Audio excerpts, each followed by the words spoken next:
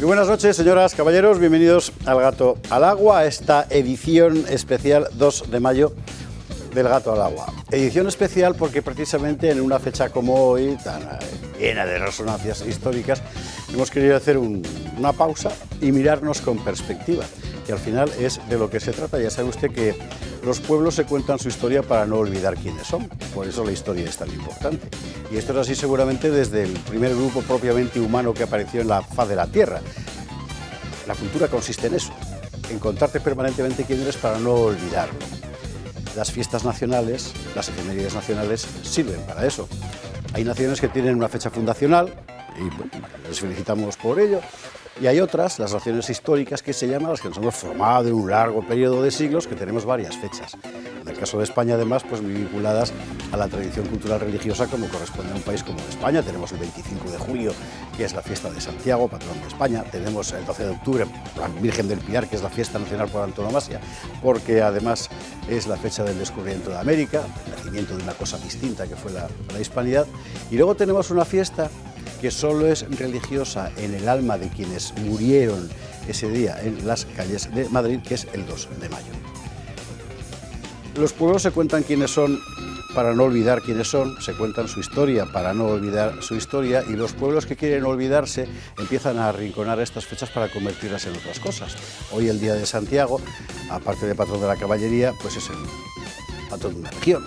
El 2 de mayo, pues es la fiesta de otra región, pero en realidad es mucho más que todo eso, son mucho más que todo eso. Y en el caso concreto del 2 de mayo, además, tiene un matiz muy moderno, muy significativo de insurrección popular contra un poder exterior.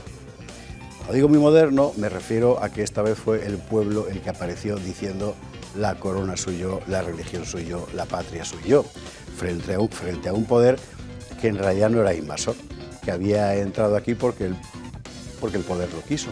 Y a partir de aquel momento empezaron a hacer otra cosa. Hay quien dice que es la fecha fundacional de la España moderna. No lo sé, hoy vamos a hablar mucho del asunto y me imagino que ese tema saldrá, entre otros, en la mesa de debate. Lo que sí que queremos subrayar es que es el tipo de fecha que no se puede olvidar. Seguro que Isabel Díaz Ayuso ya parece preciosa, se pone una redencilla en el pelo, al modo como una maja, como Dios manda, pero no se trata de eso. Lo que el 2 de mayo representa no es solo que Madrid se levantara. Lo que el 2 de mayo representa es que el pueblo español actuó como pueblo español. Y en esa acción cambió completamente la perspectiva histórica de toda Europa. Y quiero traer aquí a un invitado al que pocas veces se trae a este respecto, que es Carlos Marx, que en uno de aquellos artículos que escribía para ganarse la vida en un periódico norteamericano, explicó que Napoleón perdió en España porque no había entendido España. Y él creía que en España pues había una monarquía absoluta, como todas las demás, cortabas la cabeza y se caía el edificio. Y él no había tenido en cuenta que en España había un pueblo muy vivo, un pueblo que se autoorganizó por toda su experiencia anterior de siglos, de municipios, cabildos, juntas, fueros, todas esas cosas. Todas esas cosas hicieron posible que un pueblo recuperara la soberanía del arroyo donde la corona lo había arrojado. Y desde mi punto de vista, esto es lo más importante que hoy, año 2024, nos puede decir el 2 de mayo. Incluso en la peor de las situaciones es posible salir si el pueblo toma conciencia. Y hoy, 2 de mayo de 2024, es un magnífico momento para recordar aquello que fue el 2 de mayo de 1808.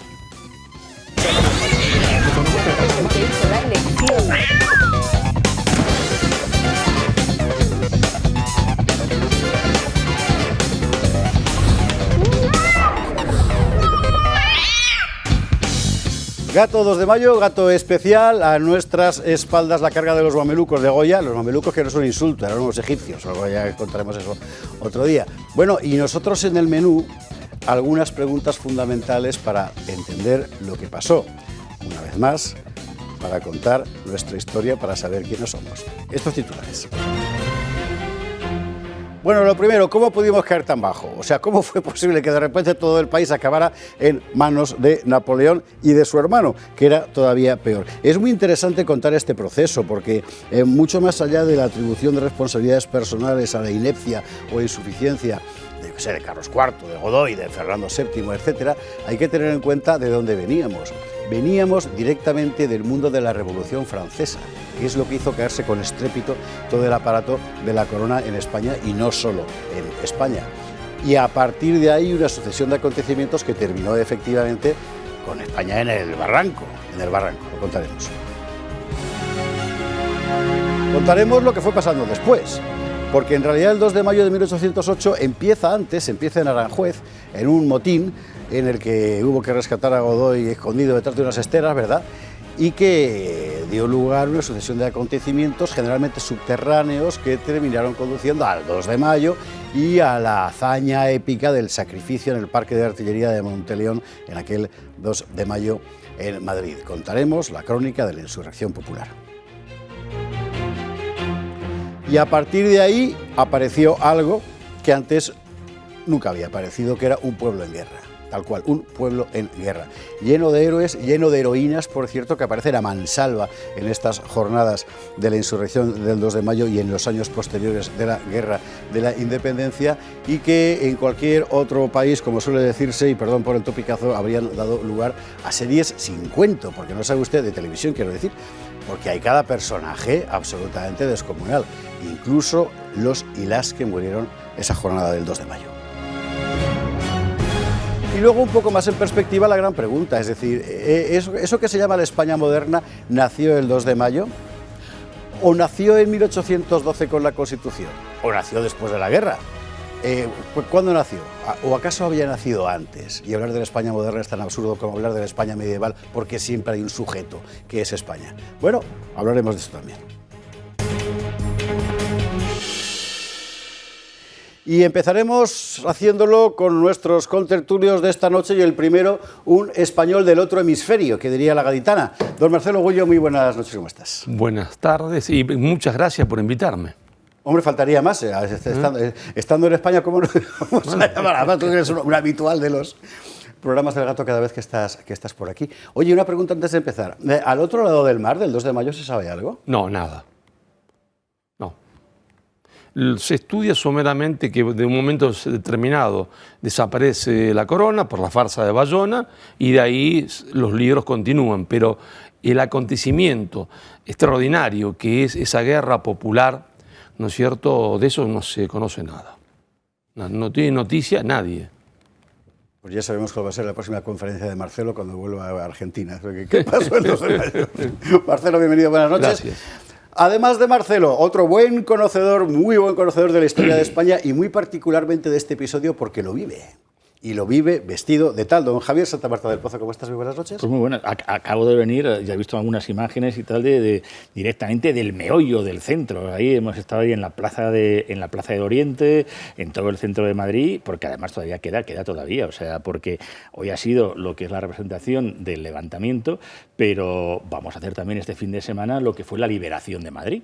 Digo que han venido, pues eso, en total 1000 recreadores de varios países, 20 caballos, artillería, en fin, bueno, hoy la gente yo creo que se la ha pasado fenomenal, pero que todavía hay fin de semana, en fin, que se metan ahí en el perfil de la Asociación de Voluntarios de Madrid, que es quien ha organizado todo esto junto con la Comunidad de Madrid, y cada año vamos a más. O sea, si lo raro es que hayamos tardado tanto en hacerlo tan popular. O sea, ya el año pasado se hizo también en la Puerta del Sol, con lo que fue los sucesos de Monteleón, que claro, no lo podemos hacer en donde fue originalmente, pues porque ahí ya no hay espacio. Se intentó un año y tal, pero no claro, la plaza, lo que es la plaza del 2 de mayo. Claro, por eso que se llama Plaza del 2 de Mayo en Madrid, por eso, porque son los estudios tan importantes de Monteleón, pero bueno, los intentamos hacer ahí en la Puerta del Sol, que como hay espacio, o sea, será otra cosa, no, pero espacio en la Puerta del Sol. Y la verdad que lo hemos pasado fenomenal, porque digo que la gente tiene muchísimas ganas de historia, y la recreación es una manera de invitar, sobre todo, para que venga gente, familias, que vengan con los pequeños, que sepan efectivamente esto, que lo llevan haciendo esto desde hace ya décadas, ingleses, franceses, sin ningún tipo de complejo. Oye, una cosa, ya que estamos, no es por meterle a nadie el dedo en el ojo. Yo tengo dicho que la gran revolución cultural de la España de los últimos 20 años ha sido la reapropiación de la historia nacional por parte del pueblo, porque aquí el poder ha estado a su bola, más bien empujando en sentido contrario. Yo recuerdo que desde hace algunos años, bastantes, la Comunidad de Madrid, creo que recordar que está Esperanza Aguirre todavía, empezó a dar alguna ayudita para que esto pudiera salir adelante. No sé si eso ha continuado o no. Sí, está haciendo, sigue haciendo, porque todo ese tipo de recreaciones, o por ejemplo también lo que hicimos, la liberación de San Lorenzo del Escorial, que no se había hecho nunca, o las jornadas de la leyenda negra, pues ya la Comunidad de Madrid está también apoyando. O sea, antes hacía gratis et amore, o con impulso completamente privado, pero la comunidad quiere estar. Entonces eso también es un cambio, es una continuidad, pero que muchas otras pues, no sé, instituciones, pues en cuanto le pides un poquito de dinero, pero es que hay que mover toda esta gente, es que hay que comprar la pólvora, es una tontería, hay que organizar seguros, todo esto va con un seguro de responsabilidad, todo eso tiene unos costes que no son gastos, son costes. Y claro, los recreadores, incluso hasta los autores que escribimos de estas cosas, vivimos de algo, es una tontería, yo sé que lo hacemos gratis et amore y tal, pero hombre, viene bien hacer efectivamente cosas que desde las instituciones y la Comunidad de Madrid, afortunadamente, pues se ha lanzado un cuarto espadas, nunca mejor dicho. Javier, bienvenido. Gracias. Don Pedro Fernández Barbadillo, que viene armado. Atención, muy buenas noches. Armado y peligroso. A ver, explica esto que tienes aquí. Esto es pues un pistolón, pistola de oficial del Ejército Real de 1800, 1808. Aparte, tú que no le has hecho la mili, ¿verdad? Aparte el cañón de ahí. O sea, no, está descargado. Y me da igual, o sea, no, eso es una... No te preocupes, además no sé cargarla. Y demás. Aunque sí, balas hay. Aquí hay unas balas, estas sacadas del campo de batalla de Bailén. Entonces, ¿sí? No, proyectiles, no son balas. Sí, exactamente, son proyectiles. Son de plomo y están, bueno, pues tallados a mano. A ver. De eso podemos hablar luego también. Sí, son de plomo, sí, joder. En el 16 se llamaba Bolaño esto. No me diga usted. Sí, señor, Bolaño. Además se entiende. Los bolos que metían en los arcabuces. ¿Y traes además los paquetes de pólvora? ¿Eso? Sí, señor, y la baqueta. Paquetes de pólvora. Estos, además, hechos por nuestra amiga Alicia Rubio. Alicia Rubio, por cierto, que es la primera chispera a la que yo entrevisté hace 1000 años, ¿verdad? Cuando empezó precisamente todo esto de las recreaciones, que así sigue ella y su marido. Pues la función de las mujeres en la Guerra de la Independencia era hacer estos cartuchos y también estas balas de plomo. Y estos están separados ahora, pero la bala, el proyectil, Javier, iba dentro del cartucho y se metía entero ahí en la boca del cañón y con la baqueta se empujaba. Hombre, antes se había volcado un poco de la pólvora aquí en la cazoleta para disparar, encenderlo con el sílex. Bueno, tenemos más. ¿Tenías tú de estas? Que no quites el cañón de ahí. Aquí no se puede apuntar a nadie. A nadie que esté. Bueno, oye, y esto que es divertidísimo. Que es muy bonita, Esta varilla es para que la lleves colgada del cinturón como si fuese una cartuchera. Sí, en el metro. En el metro mejor se lleva así. Además, también se usaba como arma de contacto. Bueno, claro. Las mujeres, empezamos con historias de mujeres, por ejemplo en Bailén. En Bailén, si usted llega a Bailén, verá que el escudo de la ciudad es un cántaro. Ese cántaro es porque en la batalla de Bailén, una de las razones fundamentales de la victoria española fue que los españoles tuvieron agua y los franceses no. Lo cual en el mes de julio en la zona pues tiene su importancia. Y a partir de cierta temperatura los cañones franceses dejaron de funcionar. Los españoles, por el contrario, iban siendo refrigerados permanentemente por una fila de gente con cántaros, sobre todo señoras, ¿verdad?, que iban llevando el agua. Y en una de estas aparece una de estas cantareras para darle al general Reding un poco para beber. Y según está levantando el cántaro, hace una bala francesa, ¡bumba!, un proyectil, ¡bumba!, y rompe el cántaro. Entonces María Bellido, llamada de nombre de apodo popular, la Culiancha. No quiero superar porque se inclina calmosamente, recoge un poco de agua que había quedado en el resto del cántaro y se lo da al general para beber. Bueno, Bailén, el cántaro. Pedro, bienvenido, buenas noches. Y luego mostramos una bayoneta. Y luego mostraremos una bayoneta, sí señor. Hemos traído todo tipo de armas. Además ya se puede apuntar donde haga falta, que no pasa nada. Pedro, bienvenido. Don Carlos Esteban, ¿cómo estás? ¿Qué tal? Muy buenas noches. Aquí, a aprender de los maestros. A aprender, en el caso de la pistola de aprender. Y acompañándonos también en esta primera tanda de un programa que va a estar lleno de amigos, alguien que acaba de escribir un libro que, entre otras cosas, cuenta el previo de la cosa. Yo el difamado de Luis del Pino. Don Luis, primero, gracias por el esfuerzo, porque el madrugón de la mañana habrá sido importante. Yo por usted lo que sea, hombre. Así es el espíritu, sí señor. Enhorabuena por la marcha del programa nada más empezar, pues ya lo oímos un montón, incluso los que trasnochamos, estamos ahí para despertarnos con Luis del Pino en Radio Libertad. Y bueno, mira, parece que lo ya sacado adrede, aprovechando la efeméride. Yo, el difamado, Fernando VII. Y tú nos explicaste el otro día aquí en el Gato, dentro de tu revisión del personaje, que el 2 de mayo no se entiende sin la, ¿cómo decirlo?, sugestión de Fernando VII sobre buena parte de la nobleza madrileña. Sobre buena parte de la nobleza madrileña, no, más bien sobre buena parte del pueblo madrileño. Lo que se ha vendido del 2 de mayo es siempre que fue una revolución popular, que la gente espontáneamente, cuando los franceses iban a llevarse al infante y a la hermana de Fernando VII, entonces se lanzó contra las carrozas y se montó lo que no está en los escritos. Bueno, eso es un mito muy bonito, pero es un mito. Realmente el 2 de mayo no fue un alzamiento tan espontáneo. El 2 de mayo fue un alzamiento preparado por la gente de Fernando VII y además, pues bueno, tenemos muchos datos para corroborarlo.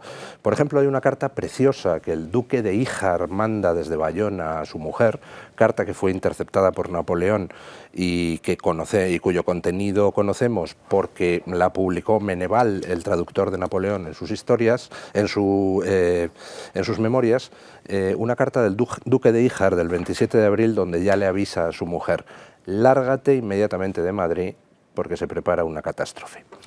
Tenemos... Sí, perdón. Que nos vamos a la publi. Nos vamos a la publi y de inmediato entramos en materia. Como la pausa hay que hacerla sí o sí, lo que vamos a hacer es lo siguiente. Hacemos la pausa y de inmediato a la vuelta usted vaya tomando aire porque vamos a sumergirnos en la atmósfera de Madrid el 2 de mayo de 1808. Hasta ahora mismo.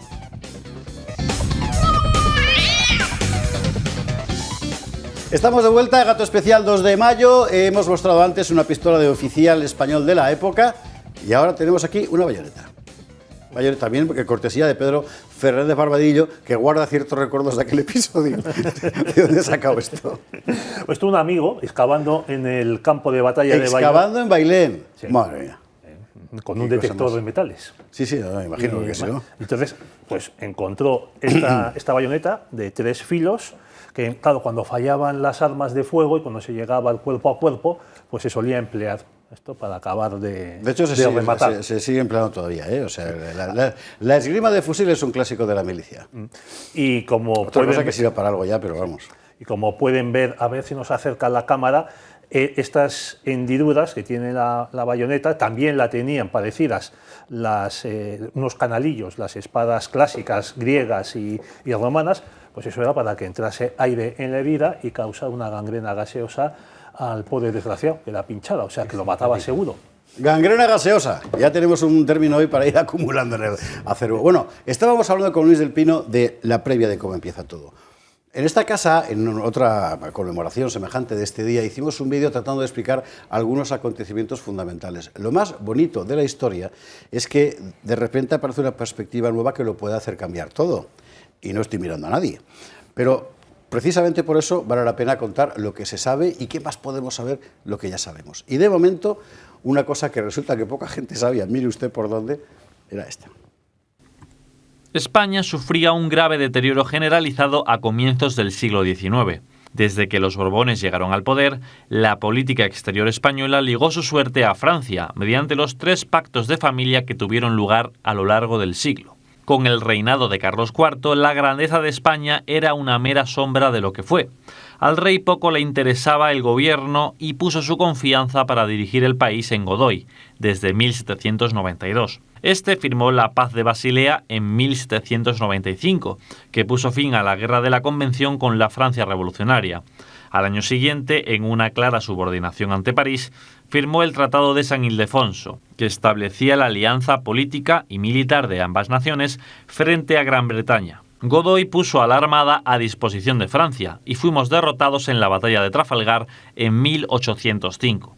Así, España se convirtió en un satélite de Francia, un hecho que se consumó con la firma del Tratado de Fontainebleau en 1807, por el que una fuerza franco-española invadiría Portugal, aliado de los británicos, por la negativa de estos a hacer el bloqueo que Napoleón exigía.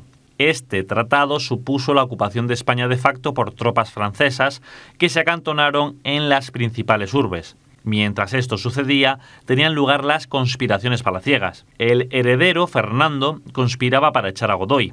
Lo hizo en la fallida conjura del Escorial y en el motín de Aranjuez, el 17 de marzo de 1808, en el que Godoy se libró de ser linchado por poco. El resultado fue la abdicación de Carlos IV y la coronación de Fernando VII. Entretanto, el 23 de marzo, el general francés Murat llegó a Madrid y Napoleón ordenó que le trajeran a Fernando VII a Bayona.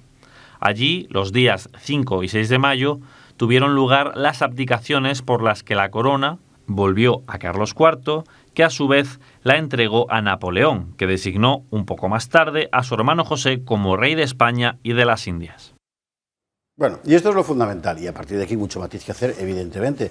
Pero bueno, la pregunta que se hará cualquier espectador que esté iniciándose en este asunto, sobre todo los más jóvenes, es ¿cómo es posible? O sea, que de repente se ha caído toda la estructura de un país, ¿o qué? Pues es posible porque España estaba en esos momentos mandada por un rey incapaz, que es Carlos IV. Carlos IV, a partir de que se produce la Revolución Francesa, vivió toda su vida con el miedo al pueblo, con el miedo a que a él le hicieran lo que perder... Lo que a su primo. Había cortado una cabeza, claro. Sí, entonces él temía que le pasara lo mismo y a partir de ese momento entra en una especie de estado de bunkerización donde delega todo en Godoy, que Godoy es alguien que sabe utilizar esos miedos de Carlos IV y se dedica a establecer redes de confidentes y a transmitirle a Carlos IV el mensaje de: no te preocupes, que yo me encargo de todo, yo te protejo de ese pueblo desagradecido que te podría cortar la cabeza en cualquier momento. Eso Godoy lo supo hacer estupendamente, se hizo con el poder casi total, no total, en España, porque Carlos IV siempre tuvo algún ministro para tratar de contrapesar a Godoy, y luego lo que se produce es pues un problema de carácter muy personal, que es que Godoy se encuentra en una situación donde ha llevado al país a la ruina, ha sometido el país a los dictados de la política exterior de Francia. Godoy es un hombre a quien Carlos IV, como no se fiaba de nadie, saca de la nada, le encumbra en un plazo brevísimo, con lo cual Godoy pues también era odiado por todos aquellos que dicen, pero bueno, ¿qué tiene este tío para llegar a los 25 años a primer ministro del país, ¿no? ¿Cómo es posible? Bueno, Godoy llega un momento donde se da cuenta de un problema, y es que como Carlos IV muera, él está muerto, porque cuando Fernando VII acceda al poder, evidentemente todos aquellos que odian a Godoy, que eran todos, le van a pasar las facturas.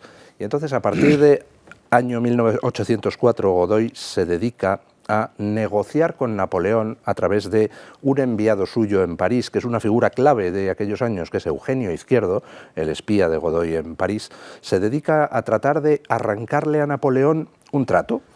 Napoleón, yo me pongo en tus manos, pongo a España en tus manos. A cambio, hazme rey de algún trozo de Portugal. Príncipe de los Algarbes, que es eso al final la idea. Exactamente. Ya. Y entonces, a partir de ese momento, entre 1804 y 1808, toda la política exterior española está regida por un único principio. Godoy quiere blindarse para que a la muerte de Carlos IV él esté de príncipe soberano. No sé qué me está recordando. Sí, estaba pensando. ¿Verdad? No sé a qué me está recordando. Bueno, ya tenemos dos cosas. Uno, gangrena gaseosa. Dos, Eugenio Izquierdo. Personaje importantísimo de estos que aparecen en la historia de España. Bueno, a partir de ese evento, para entender también un poco mejor a Godoy, hay que recordar que en aquel momento Francia se ha convertido en una potencia absolutamente avasalladora. Napoleón, al margen de su genio militar, ha movilizado unas muchedumbres espantosas de tropas. España ha estado en guerra antes de Napoleón, las guerras de la Convención que se llama con Francia, y ha perdido, porque aquello era muy complicado de parar. Godoy seguramente pensó, bueno, si funcionó en los siglos anteriores el pacto de familia, ahora que ya no hay jacobinos sino Napoleón, restablezcámoslo. Grave error, porque era no conocer al personaje, todo eso más la ambición personal y el momento en el que uno se encuentra con el país tomado por una tropa extranjera a la que has invitado tú. Claro. Claro, pero y ahí hay una cosa que es importante resaltarla. El mito popular entre los historiadores es que Fernando VII trata de descabalgar a Godoy mediante una conspiración en el Escorial. No es verdad, no hubo ninguna conspiración de Fernando VII para descabalgar a Godoy. Al principio de 1807, Fernando VII, por supuesto, odiaba a Godoy, pero le odiaba a muerte, y se encuentra Fernando VII con que le llegan sus padres, por indicación de Godoy, a hacerle la propuesta de que le van a casar con la cuñada de Godoy. Y entonces, a partir de ese momento, lo que hace Fernando VII es empezar a maniobrar para que a mí me van a hacer cuñado de este, que van a meter a este en la familia real de esa manera. Y entonces empieza Fernando VII, a través de sus partidarios, fundamentalmente Infantado y el canónigo Escóiquiz, a tratar de encontrar alguna solución. Y en estas, pues aparece un nuevo embajador por Madrid, que es François de Beauharnais. Y Beauharnais, de entrada, cuando llega, conoce a Godoy y dice, este tío es un perfecto imbécil. Y entonces, a partir de ese momento, no hubo ninguna química entre los dos y el enfrentamiento fue duro. Y entonces François de Beauharnais lo que hace es acercarse a Fernando y decirle, me gustaría conocer al príncipe, hace ese ofrecimiento a través de un intermediario y efectivamente terminan Fernando, a través del canónigo Escóiquiz, pues hablando con François de Beauharnais, y François de Beauharnais dice, ¿y por qué no se casa Fernando VII con alguien de la familia imperial francesa? Y entonces Fernando VII ve el cielo abierto, dice, hombre, pues eso sería una solución. Si me caso con alguien de la familia imperial francesa, no me pueden casar con la cuñada de Godoy. Y entonces acepta seguir con las negociaciones. Pero ojo, siempre lo hace con la condición de que al final la última palabra la tengan sus padres, Carlos IV y la reina María Luisa. Y entonces Godoy sabía que algo estaban negociando, y no sabía qué.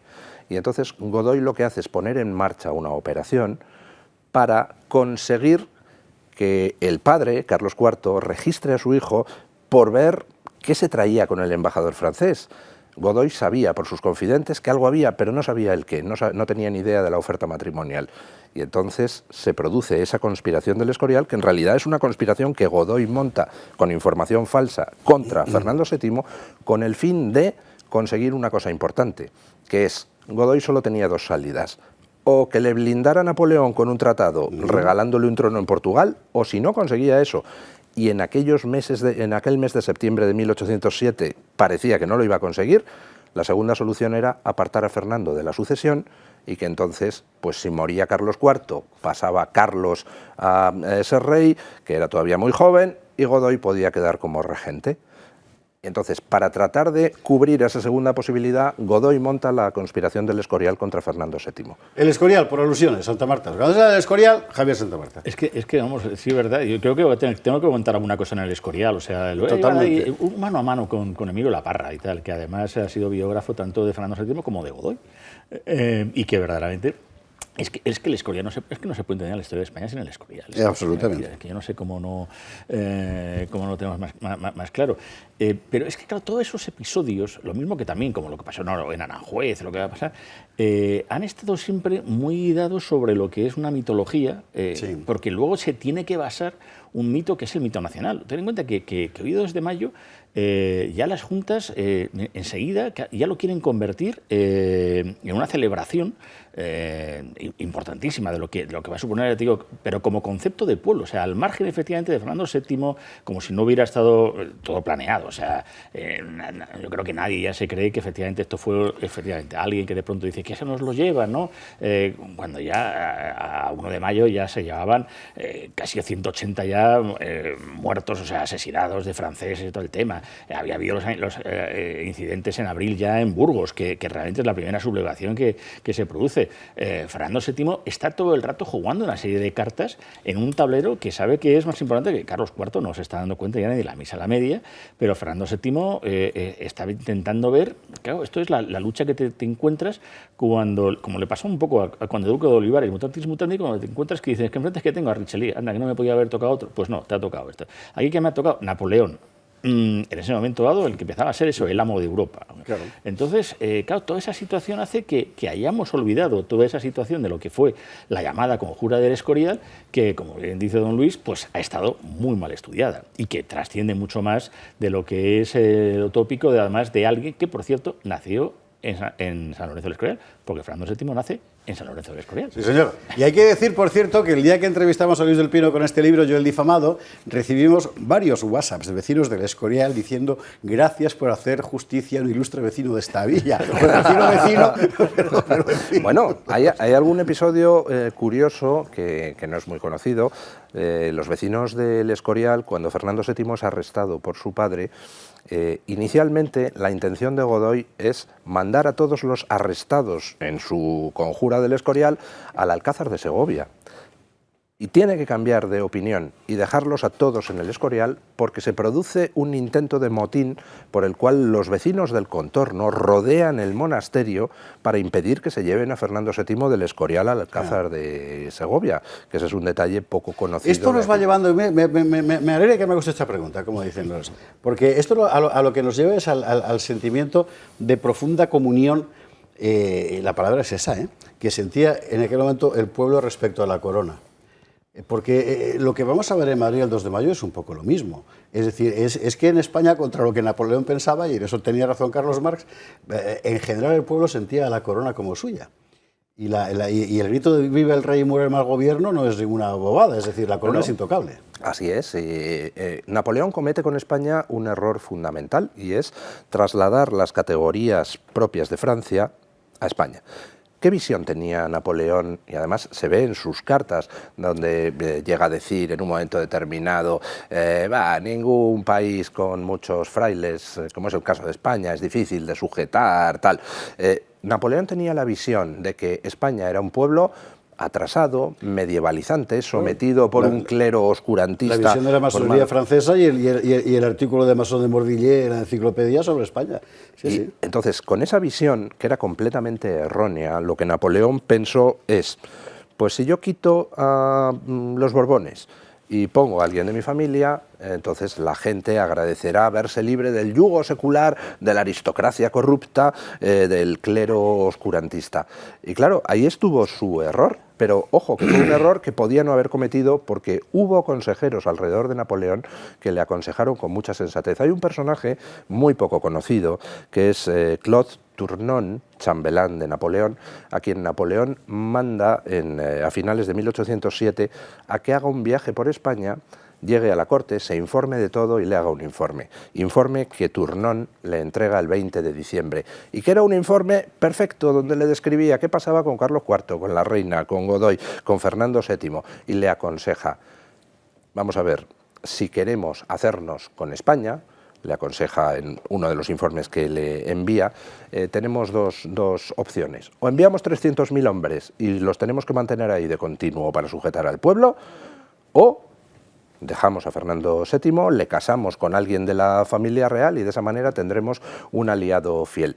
Pero Napoleón, llevado de su soberbia, pensó, si hay algún pequeño motín, se aplasta y no pasa nada. Estos españoles enseguida como se había van hecho a él en quitar. París, pero claro, la situación era otra. Exacto. No solamente, en París, en los usos de la guerra, en aquel momento dado, cuando iban tomando pues, lo que era luego Alemania o cuando iban a Italia, las tropas iban con los tickets para ser alojados en las casas que correspondían. En esas cosas. Cuando se tomaba una localidad, la localidad callaba y caía, ¿no?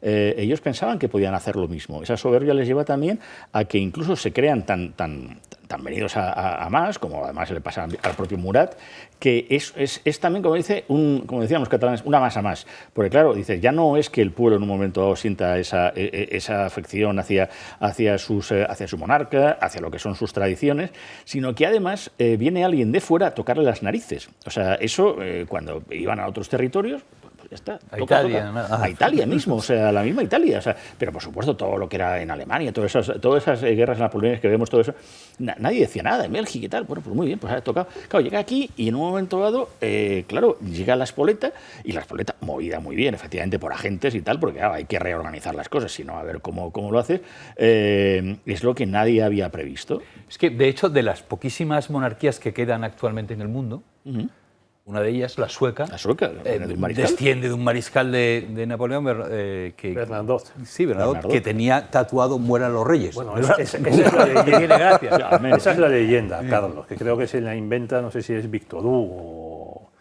o La leyenda de que del tatuaje. El tatuaje. Bueno, pero hubiera pegado porque era un revolucionario, eso sí. Pues sí, como Murat, que Claro. acaba de rey de Nápoles cuando era un gran revolucionario. Claro, Es muy interesante el papel de Godoy en el sentido de que él es el que rompe esa comunión que tenían los españoles con la corona.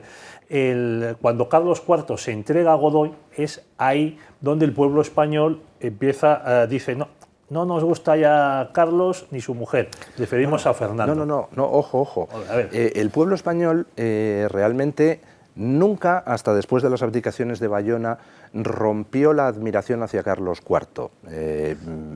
Incluso el propio Fernando VII estaba engañado con respecto a su padre. La idea que todos tenían, hasta Fernando VII, era que Carlos IV era un pobre calzonazos al que su mujer, que era una arpía y además una casquivana, manejaba y tal. Sí. Y entonces, esa es la leyenda. Esa es la leyenda, pero es completamente mítica. Para empezar, la mujer de Carlos IV no tuvo ningún affair ni con Godoy ni con nadie, no fue nunca infiel a su marido.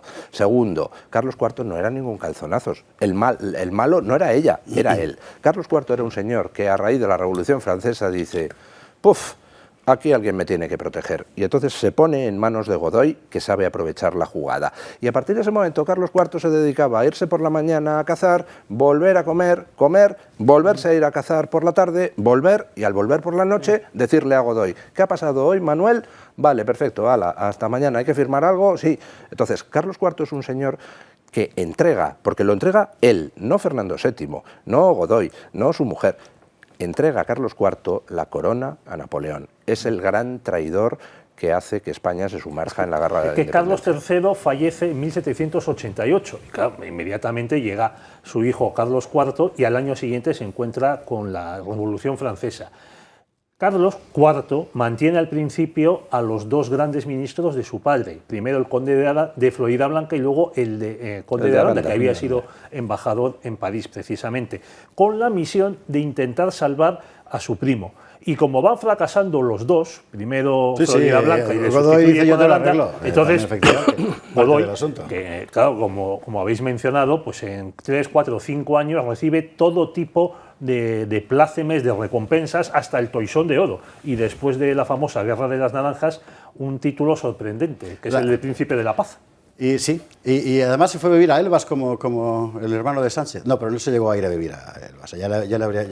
La Guerra de las Naranjas se llama así porque después de la batalla de Olivenza fue, ¿verdad? Para hacer gesto galante de su victoria, corta un ramo de naranjas y se lo manda a la reina. Esta es la cosa. Y mientras tanto, en Argentina, que entonces es el Virreinato del Plata, están los ingleses permanentemente intentando invadir. Y allí el pueblo defendiéndose, en nombre del rey de España y bajo la dirección de un señor de origen francés, Santiago de Ligné, ¿verdad? Gran personaje que había abandonado el mundo francés precisamente porque era católico y se vino para acá. Unas historias fascinantes, pero Luis del Pino se tiene que marchar, que luego madruga. Y oye, te agradecemos infinito que hayas estado en la apertura de este programa. Muchísimas gracias. Dentro de nada, más amigos, viene Emilio de Diego, uno de los grandes especialistas españoles en el periodo, y se va Luis del Pino y hay que recordar su libro. Yo, El difamado, en la Esfera, la autobiografía absolutamente rompedora de Fernando VII. Autobiografía porque ha escogido Luis esa forma de narrarlo para que sea más digestivo y muy bien que ha hecho. Gracias mil. Muchísimas gracias. Nos vamos a la publicidad. A la vuelta, más cosas. Estamos de vuelta, Gato Especial 2 de mayo, a nuestras espaldas. Allá se marchó Goya y ahora ha llegado esa escena inmortal de la defensa del Parque de Monteleón Pues ya usted ahí, David Velarde y todas esas cosas que pasaron, ¿verdad? Y que iremos contando, pero se marcha Luis del Pino y entra en la mesa uno de los grandes especialistas en el periodo que no puede faltar siempre que conmemoramos esa fecha, que es don Emilio de Diego. Muy buenas noches, muy gracias por venir. ¿Qué tal? Bueno, pues encantado de estar aquí otra vez contigo, con vosotros en general. Así que, no siendo por lo de gran especialista, por lo demás aguantamos todo. Bueno, pequeño especialista, venga, y luego ya verá usted cómo es verdad. Nos hemos marchado a la publi recordando a Santiago de Liniers, porque hay que recordar una cosa muy importante. En aquel momento, Inglaterra lo que sigue intentando es descabezar como pueda a España. Ha intentado varias veces en Buenos Aires, Montevideo, han fallado, pero hay invasiones notables, ¿verdad? Y en aquel mismo momento está preparando un contingente a las órdenes del general Wellington, mire usted por dónde, ¿verdad?, para atacar América, justo antes de que pase el 2 de mayo, acantonados en la isla de Cork. Es decir, los ingleses van a lo que van, que es a destrozar España como sea también, y Francia, claro. Bueno, y en el Río de la Plata, aquello. Yo venía escuchándolo a Luis, ¿no? Y si acá no se sabía nada de lo que pasaba, imagínate en Buenos Aires. Ya. ¿Qué podían saber, no es cierto? Efectivamente no sabían nada. Bueno, había rumores, análisis, por supuesto que lo había. Pero eso no es lo importante. Lo importante se produce en el hecho que vos acabas de nombrar, que son la primera y la segunda invasión inglesa. La primera invasión inglesa es 1806. Junio de 1806, ya se rumoreaba que los ingleses estaban en el Río de la Plata, que estaban cerca, y desembarcan en Quilmes. No son muchos, son 1.500 hombres, 1.500 hombres, pero hay que tener en cuenta que en la España americana, no hay tropas españolas de ocupación. Regular, claro, exactamente. Hay milicias en algunos lugares importantes, como en el Perú, milicias populares, pero en Buenos Aires ni milicia había. Está 4 tipos ahí, un fuerte miserable.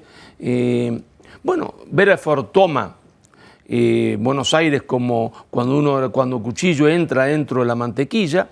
Se produce para mí un hecho fundamental, axial, 2 hechos que van a revelar toda la historia argentina posterior. Esa misma noche, Beresford se reúne en Buenos Aires con las 40 principales familias porteñas, que no son las fundadoras de la ciudad, no son los patricios fundadores, que han sido desplazados por 40 familias contrabandistas, ya en alianza con los ingleses por el contrabando. Y ahí le juran lealtad a su majestad británica, y su majestad británica dice, bueno, nosotros vamos a protegerlo a ustedes y a sus bienes de acá a la eternidad. Es un pacto. Vaya que se cumple. Uno de los que está ahí, que va a ser nombrado gerente de la aduana, tenía como apellido Martínez de Oz, que va a ser después el ministro de la dictadura militar de 1976. Bueno, pero eso es 40 hombres en el fuerte. ¿Y qué pasa en la ciudad de Buenos Aires? Bueno, pasa lo que pasa siempre, es decir, es una sorpresa, y hay un hombre que va a encontrar un pueblo. Ese hombre es un francés católico, un francés leal, se entiende, porque ha jurado lealtad al rey de España, y le causa indignación, una profunda indignación, actos sacrílegos que cometen los ingleses en las distintas iglesias de Buenos Aires. La realidad nadie sabe bien cómo fue, si insultaron a la Virgen, si pisotearon una hostia que se cayó. En realidad lo que hay es una gran indignación porque los ingleses entran con una soberbia enorme, son anglicanos. Ellos creen que porque han prometido el libre comercio está todo bien, porque sus informes eran eso. Eran como americanos, como norteamericanos. Claro, los informes que le daban los contrabandistas. ¿Ya? Y ahí aparece Liniers, que se escapa de la ciudad de Buenos Aires, rumba a lo que es la banda oriental del Uruguay, para juntar ahí unos gauchos orientales y lo que hoy llamaríamos uruguayos, y se produce después la vuelta de Liniers el 12 de agosto de 1806, donde el pueblo sale a las calles. Entonces, la sublevación popular más las tropas de Liniers derrotan a Beresford, ¿no es cierto?, un festejo que va a ser en todo el virreinato, se va a festejar en todo el virreinato y se va a festejar en toda la España americana. Pero claro, es 1806. Los ingleses han mandado 1.500 hombres porque se han equivocado de la apreciación. Creen que era un paseo y van a volver en el 7. Y con más. Pero en el 7 vuelven con 10.000 hombres. 10.000 hombres, si se tiene en cuenta que Buenos Aires tiene 40.000, 30.000 habitantes, es una enormidad. Está una enormidad. Y ahí, a mando del general Wellington, se llevan la derrota más fantástica de su historia. Es cierto que él comete un error, dividir el ejército en 3 y después por calle, pero no tiene en cuenta que los habitantes estaban dispuestos a defender casa por casa, claro, de hecho es y puerta por puerta. Es la formación de milicias, aquí lo llamaríamos milicias de barrio, eso es lo que ocurre en Buenos Aires en aquel Así momento, es, claro. Con refuerzos que habían llegado del Paraguay, que habían llegado de la banda oriental, que habían llegado de lo que hoy es Bolivia, el Alto Perú.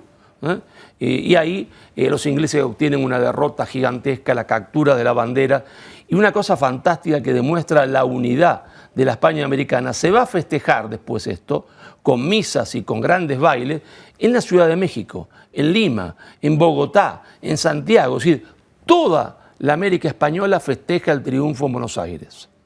Esto es muy interesante para entender por qué cuando aquí pasa lo que pasa en las jornadas de mayo de 1808, la versión que llega a las Indias, o sea, a América, es ahora en España manda un rey francés. Y entonces es cuando la gente se levanta, no contra el rey de España, sino contra Napoleón. Y ahí empieza el proceso de las emancipaciones. Pero esta es otra historia. Volvemos a cruzar el Atlántico, llegamos al puerto de Cádiz y nos encontramos a Emilio de Diego. Y estamos aquí en la efervescencia de las jornadas de marzo, abril, mayo de 1808. Bueno, marzo es el punto clave. La casi coincidencia de entrar en Madrid de las tropas francesas con Murat al frente y de Fernando VII volviendo de Aranjuez, pues genera una situación ya que hay que solucionar de algún modo, una situación de conflicto. Fernando VII tiene desde el momento en que vuelve a Madrid la absoluta necesidad de que Napoleón le respalde como monarca, diríamos, legítimo. Entonces, todo su afán es encontrarse con Napoleón. ¿Napoleón le engaña? Sí. Napoleón le hubiera llevado hasta Bayona y probablemente a ese paso hasta París, porque en principio se le va diciendo que va a salir en Aranda, luego en Vitoria, después en Vitoria y luego hasta donde sea. Quien tiene necesidad absolutamente acuciante de ver al otro es Fernando VII, porque él es consciente de que en la situación en la que ha quedado, pues eso tiene muy mala solución. Su padre está vivo, su madre también, Godoy también. Y ni siquiera está declarado de mérito. ¿Ya? Y sí, no se había creado. Bueno, entonces hay un momento ahí también decisivo, el mismo instante en el que Godoy va a ser puesto en libertad por los franceses. Esto genera ya la sensación de que los que mandan sin la menor duda son los franceses son unos traidores, han liberado al máximo exponente de todo lo que ha ocurrido, bueno, identificado con toda la perversión que se quiera, que es don Manuel Godoy, y a partir de ese momento pues hay que ir contra los franceses. Eso es la jornada del 26-27 de abril, una cosa así. Pero eso es una impresión popular, porque desde el punto de vista, digamos, institucional, el Consejo de Castilla, que es como se llama el órgano fundamental de gobierno de España en aquel momento, sus instrucciones son muy concretas de colaborar con los franceses, que no son un ejército invasor. Clarísimas. Y no solo ahí, clarísimas. Y la Junta de Gobierno, que deja Fernando. Sí. Y se mantienen incluso hasta después del 2 de mayo y en la resolución de una jornada como el 2 de mayo, que está cargada de un tremendo dramatismo en todos los sentidos. ¿Por qué? Sobre el 2 de mayo se puede decir todo lo que se quiera. El 2 de mayo al final es un levantamiento con una participación popular importante. El 2 de mayo es la eclosión de una trama militar y de una trama civil. Eso, el hecho de que, hombre, el 2 de mayo de 1808, que era lunes por la mañana, vamos a matar franceses, eso es que no tiene mucho sentido, porque la circunstancia de que fuera algo preparado como una conspiración, pues no rebaja para nada el hecho de, al final, el esfuerzo popular que se va contagiando. Aquí hay muchas preguntas que hacer, muchísimas que se nos van acumulando a todos, así que vamos a hacer una cosa. Primero, vamos a poner en imagen lo que pasó, es decir, las jornadas desde Aranjuez hasta el 2 de mayo de 1808 en Madrid, y ya le voy avanzando, preguntas que nos quedan vivas a todos, y yo invito a nuestros contertulios a que le entren a la espinilla directamente a Emilio de Diego para sacarle más información. ¿Cómo que conspiración militar? Efectivamente, porque esa gente, según se levanta, se marcha al parque de artillería. 2. ¿Acaso no había instrucciones de que el ejército español colaborara con los franceses, que no eran enemigos? ¿Cómo es que se levantan militares españoles? Efectivamente, es a esa hora de la mañana que hacía la gente paseando por la Plaza de Oriente, increpando a los franceses porque se llevaban a unos infantes. O sea, ¿esto qué es? Bueno, vamos a ver los acontecimientos y ahora empezamos a debatir.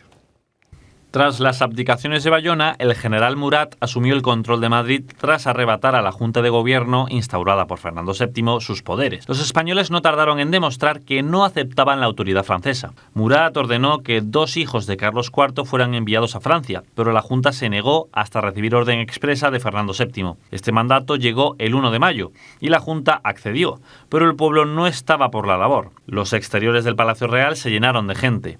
La multitud estalló ante el traslado. Al grito de «¡que nos los llevan!», el gentío invadió el palacio y Murat ordenó disparar contra la muchedumbre.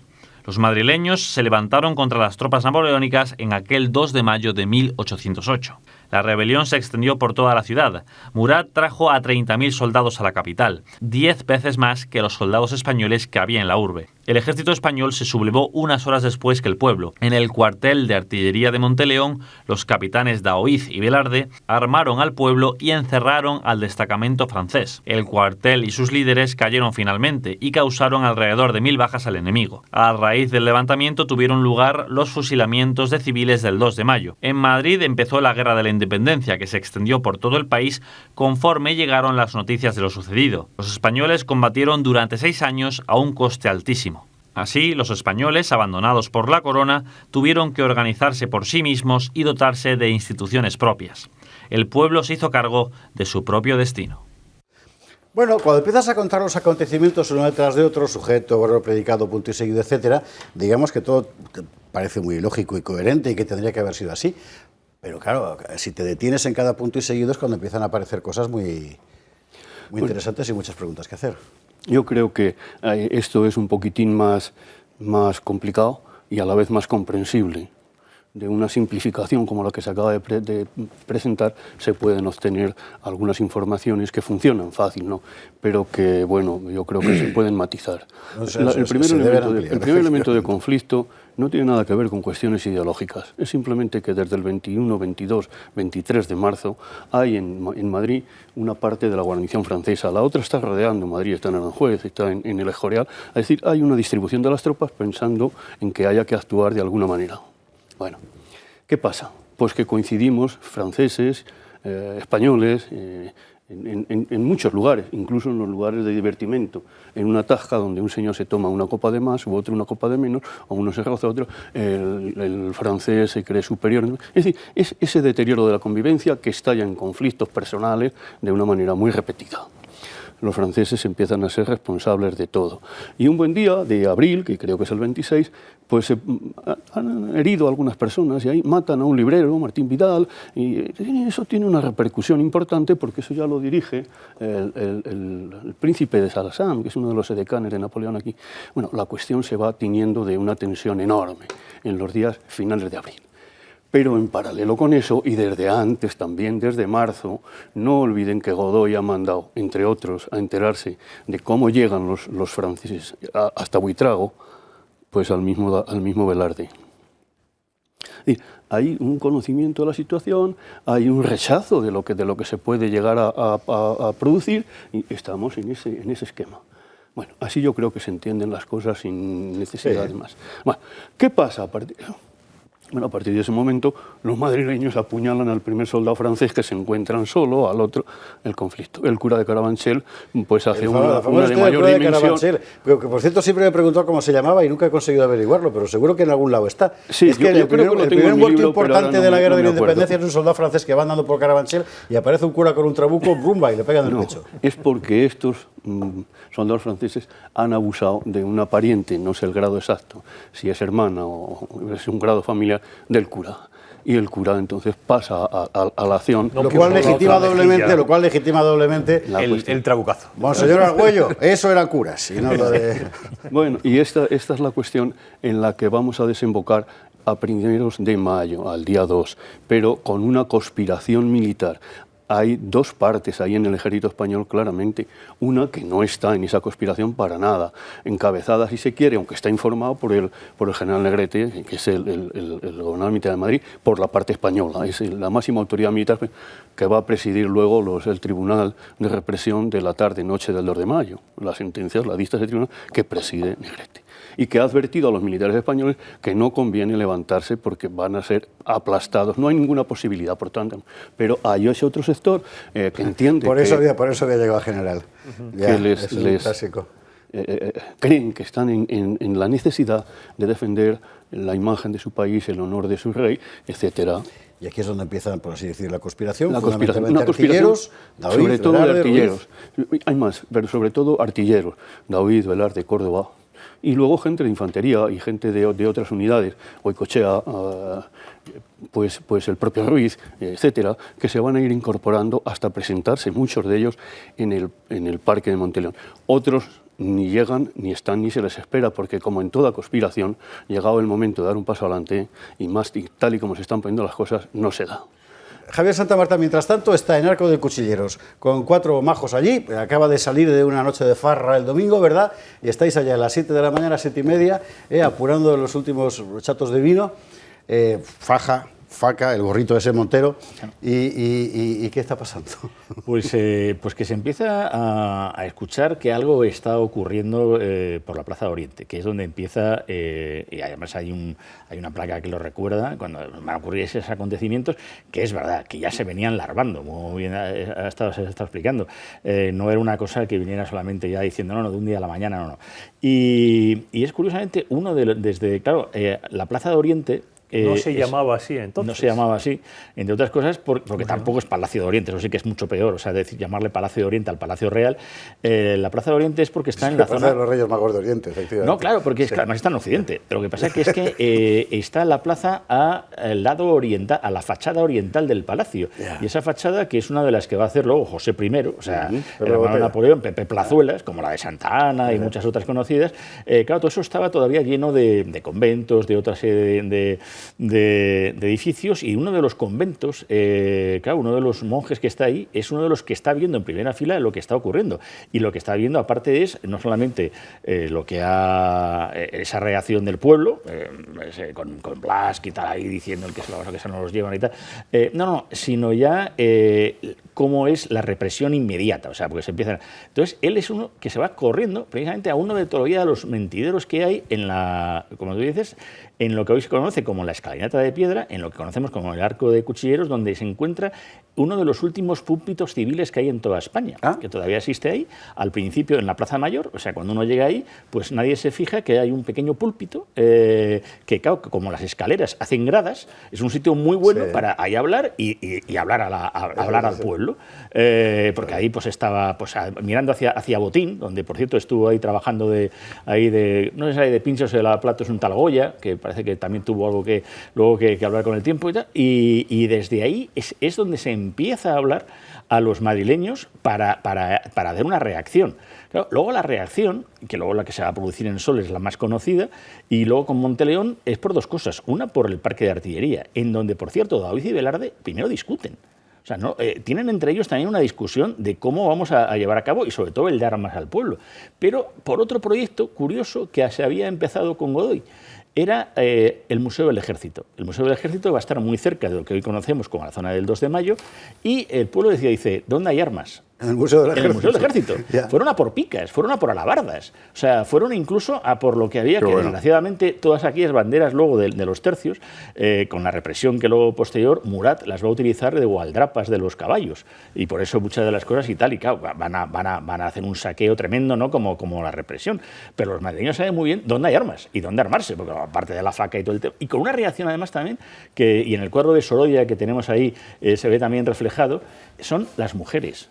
O sea, porque luego los diplomáticos y periodistas extranjeros, y va a ocurrir a lo largo durante todo lo que es la guerra contra el francés, van a estar asombrados de la reacción de las mujeres, porque aquí sí que es verdaderamente en ese aspecto una auténtica reacción popular de hombres y mujeres. Sí. O sea, las mujeres se lanzan y ahí está, ya no Manuel Malasaña, que es un poco el tema, pero Clara del Rey, que va a estar en Monteleón, con toda la familia. En Talavera es una mujer la que abre el fuego contra los franceses, por ejemplo. Más que fuego el... Claro, porque luego Agustina Domenech, es verdad, pero que va a alcanzar grados o la compañía Santa Bárbara en Gerona, con comandantas, o sea, al mando de Álvaro de Castro. O sea, eso no se ha visto en el resto de Europa. O sea, el que las mujeres estén, y por eso incluso Goya en sus grabados, uno ve y hay cantidad, muchísimos, la mayoría de ellos, hay mujeres. Hay, incluso uno, siempre lo cito porque me parece fascinante, en el que son solamente mujeres luchando contra los soldados franceses, pero que además con una mujer efectivamente con una lanza, yendo contra un soldado de infantería, pero que tiene un niño en brazos. Claro, la conciliación en aquel momento da como para hacerla. Y iba con un bebé en brazos mientras que estaba alanceando a un francés. Bueno, eso es una locura, ¿no? Está muy bien. Sí. Vamos a hablar de política, Emilio. Es decir, en ese momento tenemos, vamos a ver, ¿quién dirige a la gente al Parque de Monteleón? Bueno, primero, ¿quién dirige a Velarde a Monteleón? Porque al Parque de Artillería, porque aquello estaba en principio custodiado por soldados franceses. Y españoles allí no había ninguno. Está claro, eso está claro. Lo otro, yo estoy de acuerdo en muchas de las cosas, pero hay algo que quizá también hay que ver un poco por secuenciación.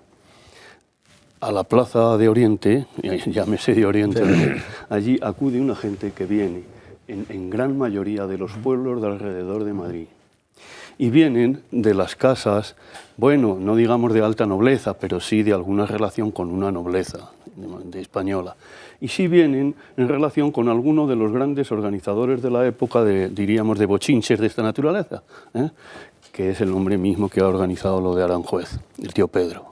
Bueno, pues esto conviene. Y atención al tío Pedro, que acaba de saltar la sorpresa en las gaunas. Porque ya teníamos la gangrena gaseosa, Eugenio Izquierdo, y ahora el tío. ¿Quién es el tío Pedro? Bueno, de ahí salimos, dice, ¿quién los lleva? Hay un enfrentamiento. El primero que da la voz. ¿Quién es el tío Pedro? A matar a los franceses. ¿Es un personaje del...? No, es un personaje como el Pujitos que saca Galdós en los episodios nacionales. Claro. O sea, un líder popular. Que sí, pero no es popular. No, ese tiene un título nobiliario al que se oculta bajo la denominación del tío Pedro. Leche. Está tan... Pero ¿qué más se hace hay pasar ahí? por lo que no es, pero es lo que es. Bueno. ¿Qué pasa ahí? El primero que da una voz de mueran los franceses es un cerrajero bastante conocido en Madrid, pero el que ha hecho que haya un cerrajero, que yo supongo que no es que daba solo un martillazo en la fragua para eso, sino de que tenía una fragua y algunos empleados, y hacía un tipo de cierta dimensión, porque le conocen. Es un tal Molino Soriano.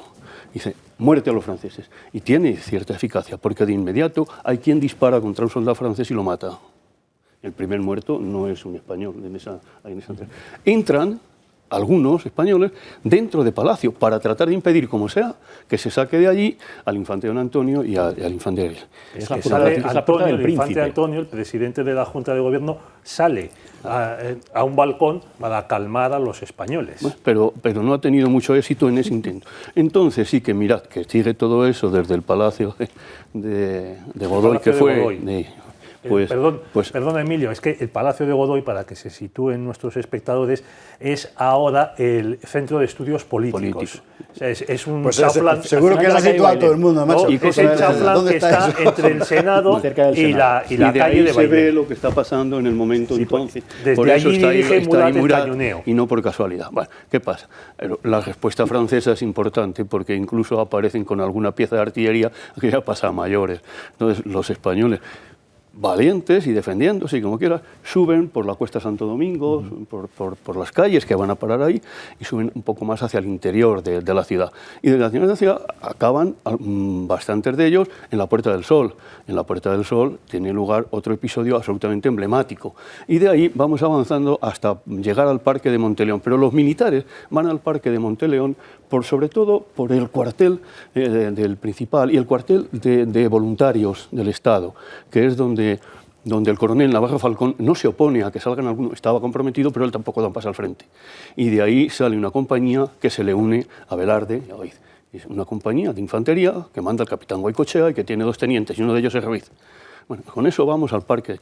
Cuando la cuestión se empieza a poner entre los dos, entre Velarde y Daoíz, es en el momento decisivo de dar armas al pueblo o no. Porque armar al pueblo pues ya no deja lugar a un paso atrás, ya no hay ningún subterfugio. El ejército que está allí está en contra de la situación establecida, está en contra del poder militar establecido, que ha dicho que hay que hacer todo lo contrario, y está poniendo las armas en la mano de la revolución, entre comillas, en la calle. Ese es un paso clave. Pero claro, es que ahí es donde está la cuestión de poder decidir algo por la fuerza, con mal cálculo de nuestros militares, porque la superioridad francesa es de tal dimensión que no hay mucho que hacer. Pero ahí es donde empieza un poco lo más grueso del enfrentamiento. Hasta las primeras horas de la tarde, las 3 a las 4 de la tarde que se termina. Y ahí es donde se han incorporado muchas de las mujeres que tú has mencionado antes. Incluso, y también muchas de las tropas francesas que estaban fuera, que entran en la capital. Sí, sí. Claro, y entonces de Toledo, claro, que es donde suben los coraceros por la calle Toledo, que es una carga, claro. Se empieza a disparar con las piezas todavía, aunque sean de esa calidad de puntería, de lo que quieras, esos proyectiles que ruedan en lugares que se llaman la gente por delante, todo lo que quieras, pero que eso causa un espanto y unas bajas. Estamos en otro conflicto, ¿no? Bueno, a partir de las 3 a las 4 de la tarde, prácticamente la sublevación se ha dominado. Empieza la represión, porque hay en la orden del día del 2 de mayo, de Mirad, hay un artículo 2 que dice: serán arcabuceados inmediatamente aquellos que se sorprendan con armas en la mano. Todos los que tienen armas en la mano, algo que se parece, son arcabuceados. No hay que esperar a que se les fusile por la noche. Tijeras desastre. Exacto, con todo lo que tengan. Y claro, estamos ya en una... Y ahí es donde se incardina la otra hipótesis. Los franceses esperaban el levantamiento del 2 de mayo y tenían calculado lo que iba a suceder y iba a ser un castigo ejemplar suficiente para dominar la población y poner pánico en todo este tipo de movimientos. Una hipótesis que no podemos realmente nosotros atestiguar hoy, pero que se trata de fortalecer diciendo algo parecido había ocurrido en el Cairo, en no sé dónde, porque ya los franceses tenían... Bueno, es una hipótesis posible, sí, es una hipótesis que tengamos certeza de que se llevará a cabo así. No, lo que sí que sabemos es desde que por la tarde empieza a funcionar un tribunal militar que va condenando a muerte también a prácticamente todos los que pasan y que va empezando a ejecutar a la gente. Por cierto, en un número relativamente menor de lo que es el número de bajas total. Los fusilamientos son muy llamativos y han tenido esa mayor proyección que ningún otro los de la montaña del Príncipe Pío. No es el sitio donde más españoles se arcabucea. Bueno, pues todo eso forma parte de la diferencia entre esa imagen general y lo que es la realidad. Vamos a ir hablando de política, porque de repente aparecen dos personajes que es los que, desde mi punto de vista, aquí hay gente mucho más autorizada que yo, pero los que hacen que aquella insurrección de una pequeña parte de la población de Madrid y una pequeña parte del ejército se convierta en una guerra, que son dos señorones que son Esteban Fernández de León y Juan Pérez de Villamil, de los que nadie se acuerda. Y estos son los que consiguen que Móstoles se convierta en el faro de la insurrección nacional. Sobre todo Pérez de Villamil, sí, claro. Bueno, pues sí, y además todo esto que yo he mencionado, hombre, también muy apresuradamente, no rebaja un ápice del valor de la gente para enfrentarse a la situación y del sentido que se va tomando de la propia identidad frente al enemigo, que es el francés, irreconciliable. Y lo que va a tener luego el 2 de mayo. El 2 de mayo empieza la guerra de independencia, bueno, en una cierta medida. No tendremos guerra al día siguiente por la meta, pero es el hecho emblemático, hay que esperar a Bayona. Va a producir en toda España, un sentimiento ya indomable de oposición al francés. Solo se domará donde los franceses tengan capacidad para hacerlo, pero como hay muchas partes de España donde no hay guarniciones francesas, se va extendiendo ese movimiento que acabará estallando más adelante para crear las juntas, etcétera, etcétera. Es decir, un entramo institucional nuevo, propio, de carácter revolucionario, que refleja todo eso. El 2 de mayo es un hecho, eso que ahora se llama icónico, trascendental, pero es un hecho construido sobre un episodio de revuelta civil y militar que se puede evaluar perfectamente. Me permite una pregunta. Yo lo escuchaba atentamente.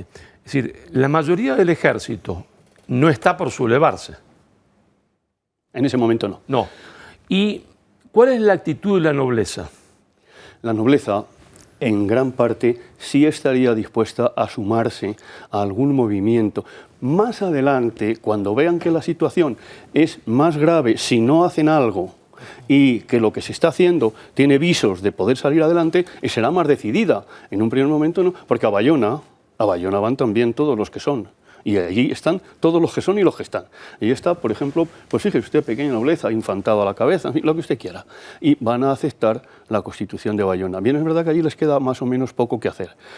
por las circunstancias. Y en cuanto que vuelven o pueden, están dando instrucciones, como el propio Fernando, que se empiece la guerra contra Napoleón, pero desde la distancia. Y aquí no. Sí, porque que Fernando efectivamente está. Yo creo que eso fuera. es un hecho para sentirse orgullosos, que es de lo que se pretende que hace una vocación. Yo creo que sí, rotundamente.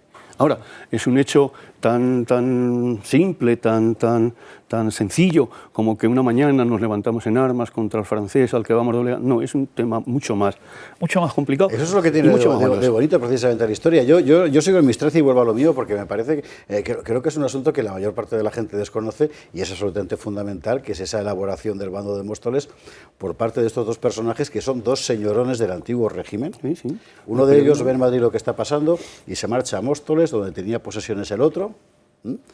Él está huyendo, al otro le cuenta, el otro acaba espantado y piensa qué podemos hacer para... Y van a ver a los alcaldes, que eran dos, por aquella cosa, la cosa social, ¿verdad?, de Móstoles. Y les dan un bando escrito, y un bando municipal de un pueblo que es Móstoles se convierte en la declaración nacional de guerra al francés. Pero que tiene eficacia.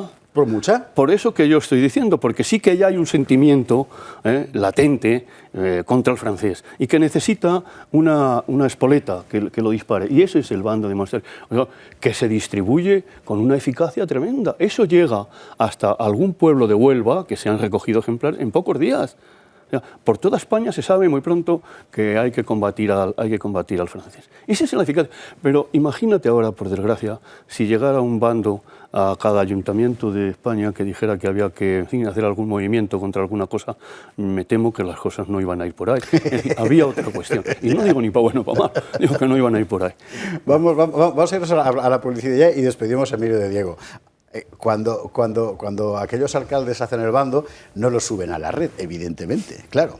¿A quién se lo suben? A un jinete de postas que se llama Pedro Serrano, que es el señor que había conducido la carroza de Fernando de León, ¿verdad? Y este es el que dice, yo me encargo, y se sube al caballo y se lo lleva a ver al grueso de las tropas que estaban en la Balbonal de la Mata, si no me equivoco, o por esa zona de Extremadura, haciendo que se fabricaran copias de ese bando en todos los pueblos por el donde iba suroeste. pasando. Toda esa zona es la que empieza realmente a informarse, van hacia esa zona, sí. Pedro Serrano, o sea, que usted recuerde, Eugenio Izquierdo, el tío Pedro Serrano y la gangrena gaseosa. Emilio de Diego, un placer tenerte como siempre en este 2 de mayo. Al final ha caído, el micrófono ha caído víctima de la represión francesa, pero... En parte. Y como seguramente era un poco francés, ha caído también gracias al bando de Pere Villamil. Hay tiempo para hacer una pregunta a Emilio, aunque se le haya caído tiempo. Bueno, pues entonces usted no mire, que yo le voy a poner el micrófono mientras Pedro le va haciendo la pregunta. Pues una pregunta muy sencilla, que a raíz de lo que ya ha dicho Emilio, la constitución de las juntas provinciales, en cierto modo, descabezan el antiguo régimen, porque todo lo que es el antiguo régimen cae en esos días, el Consejo de Castilla, las capitanías generales, las audiencias, y se crea una nueva organización, que son las juntas provinciales, aunque en muchos casos tienen como componentes a esa aristocracia y esos militares de abolengo y de campanillas, pero es a partir de las juntas provinciales y de la constitución de la Junta Suprema lo que conduce pues, a las Cortes de Cádiz y a un nuevo régimen que, aunque lo descabece Fernando VII al regresar, bueno, pues queda ahí latente. Bueno, en lo primero no tienes más que pensar que el Príncipe Pío no tiene solo nombre de montaña en ese momento, sino que el Príncipe Pío es uno de los miembros de esas juntas que van surgiendo de abajo. Bueno, al final, en septiembre del año 8, el 25, se crea en Aranjuez la Junta Suprema Central Gubernativa del Reino, que es el embrión de todo el proceso posterior. Estoy de acuerdo completamente. Ahora bien, yo creo que el movimiento contra los franceses engloba a todas las capas de la sociedad española. No digo clases porque sería mal aplicar un concepto. Estamentos. Estamentos, ¿qué capas? Engloba a la gente de a pie, a los mismos que pueden haber ido a pegar los tiros al palacio, y que ya eran varios, porque allí en la Plaza de Oriente está un médico, el médico de la familia real. Allí está uno de los arquitectos más notables de Madrid en ese momento. Allí hay gente de todos los niveles, que eso es probablemente lo que le confiere la verdadera dimensión nacional en todos los aspectos, no solo territorial. ¿Eso puede tener un vínculo con la Revolución Francesa? ¿Esa movilización popular? No. Yo creo que en la forma de producirse un fenómeno de violencia, puede tener muchos parecidos con otros muchos, pero en cuanto a cuáles son los objetivos... Eso no. digo, como sentido nacional. Tú estás torenista, estás en el concepto del conde de Toreno, de guerra y revolución. He traído aquí para matar a Esa todos. cosa de Quepo de Llano, Quepo de Llano es el otro, no el de la guerra. El malo, ¿no? Pues no, yo creo que no tanto, aunque siempre que se mueve el árbol empiezan a caer algunas cosas que a lo mejor no esperabas, y aquí en España se empieza así. Y se empieza a ver se cae Mendizábal, por ejemplo, que es sin una de las cosas que tampoco pasa una por- unanimidad absoluta, que el que ha hecho que hubiera representación de todas las capas populares y no populares, todas las capas de la sociedad, todos los estamentos, no significa que todos estuvieran en esa misma posición. Y de hecho, bueno, habrá, a partir de julio que llega aquí don José I, pues un cierto sector de la población española que ve bien a don José I, que por cierto tuvo un fervor para ser rey de España que ya hubieran querido tener la mayor parte de los reyes españoles. Y yo no estoy a favor de que fuera rey, no, sino la voluntad que tuvo. Desde el primer día de llegar, restablece las corridas de toros, que las había quitado Godoy. En ese, yo soy enemigo de Godoy. Bueno, que era un guiri, al final. Y así sucesivamente. Eso es muy de guiri. Siendo absolutamente ajeno a cualquier sentimiento religioso, encargó más Te Deums y más misas y más actos religiosos que todos los reyes de España Esto es muy juntos. interesante porque efectivamente la famosa Constitución de Bayona, José Bonaparte era el gran maestre del Gran Oriente de Francia, el padrino de todas las masonerías del mundo, pero en la Constitución que ellos dictan para España, digo ellos porque es el mundo napoleónico, no hay más que una religión de Estado, que es la católica, y todas las demás prohibidas. O sea, que claro, aquí los franceses... Bueno, en fin, bueno, aquí es donde estamos. Y en este preciso instante, ¿qué es lo que ocurre? Pues que se va a marchar Emilio de Diego ya, que ya es la hora. Vienen más amigos y vamos a seguir contando, porque a partir de este momento es cuando empieza a fraguarse, efectivamente, como apuntaba Emilio de Diego, una cosa ya enteramente nueva. Mientras nos vamos a la publi, le sugiero una cosa. Si tiene usted tiempo, ahora entra usted en internet, en cualquiera de sus, en su móvil, donde usted quiera, y busque la proclamación de la Junta de Vizcaya, en mayo de 1808, ¿vale? La copia y luego se la manda usted por correo a los chicos estos de Bildu y del PNV. Publi y a la vuelta hablamos. Bueno, 2 de mayo, y aquí en El Gato al Agua hoy hemos hecho pausa en la actualidad para irnos a la actualidad de otro día. Esta última pregunta que le había hecho Pedro Fernández Barbadillo a Emilio de Diego ha tirado con bala o con proyectil. Aquí hay. Ahí estamos. ¿Por qué? Pues porque entramos en un aspecto ideológicamente muy proceloso del 2 de mayo, que es qué quiere decir exactamente insurrección popular. Claro, porque efectivamente, como ha explicado don Emilio, en la Plaza de Oriente, allí estaba el médico de la corte y un arquitecto, y estaba Javier Santamarta con el gorro Montero y la faca y tal, estaba todo el mundo. Lo interesante, y esta es la versión que yo quería, la perspectiva que yo quería aportar, aunque sea políticamente incorrecta, es que si decimos que se levanta el pueblo, hay que dotar a este término aquí de un matiz, digamos, orgánico. O sea, es todo el que se reconoce como una comunidad, ya no como una superposición de estamentos. Y precisamente el episodio de los 2 señorones que se marchan a Móstoles y buscan a los alcaldes, porque en la época había 2, uno para los nobles, hidalgos, etcétera, y otro para el pueblo llano. Andrés Torrejón y Simón Hernández eran, ¿verdad? Y les dictan el bando que han de escribir para que un jinete de postas se lo lleve a los militares. Es exactamente el retrato del pueblo entero en todos sus estratos levantándose. Y a partir de ahí sí que aparece algo radicalmente nuevo, Javier Santamarta. No, empieza algo nuevo, pero que empieza muy temprano. O sea, para que veamos la importancia que tiene el 2 de mayo, la Junta Central, en 1809, o sea, un año más tarde, quiere considerarlo festivo, o sea, como festividad, o sea, para conmemoración. Así, ¿eh? O sea, aquí ya empezamos a hacer festivo rápido y tal, Sí, esto bueno, que vaya, no vamos a perder tiempo, esto ya... y las Cortes de Cádiz, que claro, que están ahí en la isla de León y que está comenzando todo un proceso cambio completamente, lo quieren ya establecer como fiesta nacional. O sea, empieza a haber un concepto de nación, que claro, es lo que todos aquellos que niegan la existencia de España, bueno, hay gente que niega la existencia de España desde ayer, o sea, claro, es una cosa permanente que vemos.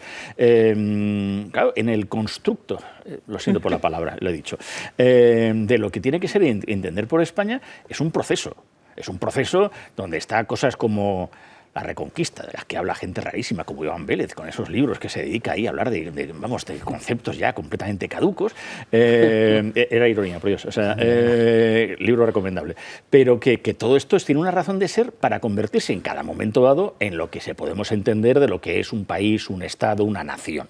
O sea, los Estados-nación no pueden ser entendidos en la época de Felipe II, aunque la importancia de la monarquía polisinodal de Felipe II, de San Lorenzo del Escorial, si no vuelvo a citar el Escorial no me queda a gusto, pues incluso hace que en España inventemos el federalismo avant la lettre, o sea, muchos siglos antes. O sea, ¿Polisinodal? ¿Qué es eso? Polisinodal con sus consejos. Con sus consejos, varios consejos. O sea, por eso, y además incluso por eso hay un momento dado que, claro, sigue siendo rey de las Españas y claro, hay varias cortes en las que ir a jugar. Y cada uno tiene además sus autonomías, de tal manera en que Felipe II, por ejemplo, tiene que utilizar una cosa que se llama el FBI. El FBI también lo inventamos nosotros. Lo que pasa es que lo utilizamos con la Inquisición. Entonces, ¿qué ocurre? Que cuando se va Antonio Pérez y se va a Aragón, diciendo, ya estoy en Aragón. Ya, pero yo no mando a las tropas, mando a la Inquisición, que tiene... Estamento federal. Exactamente. Entonces puedo pasar. Es verdad. Que no tiene que ver nada. Era un buró federal de investigación. Era un buró federal, claro. Entonces funciona, o sea, claro.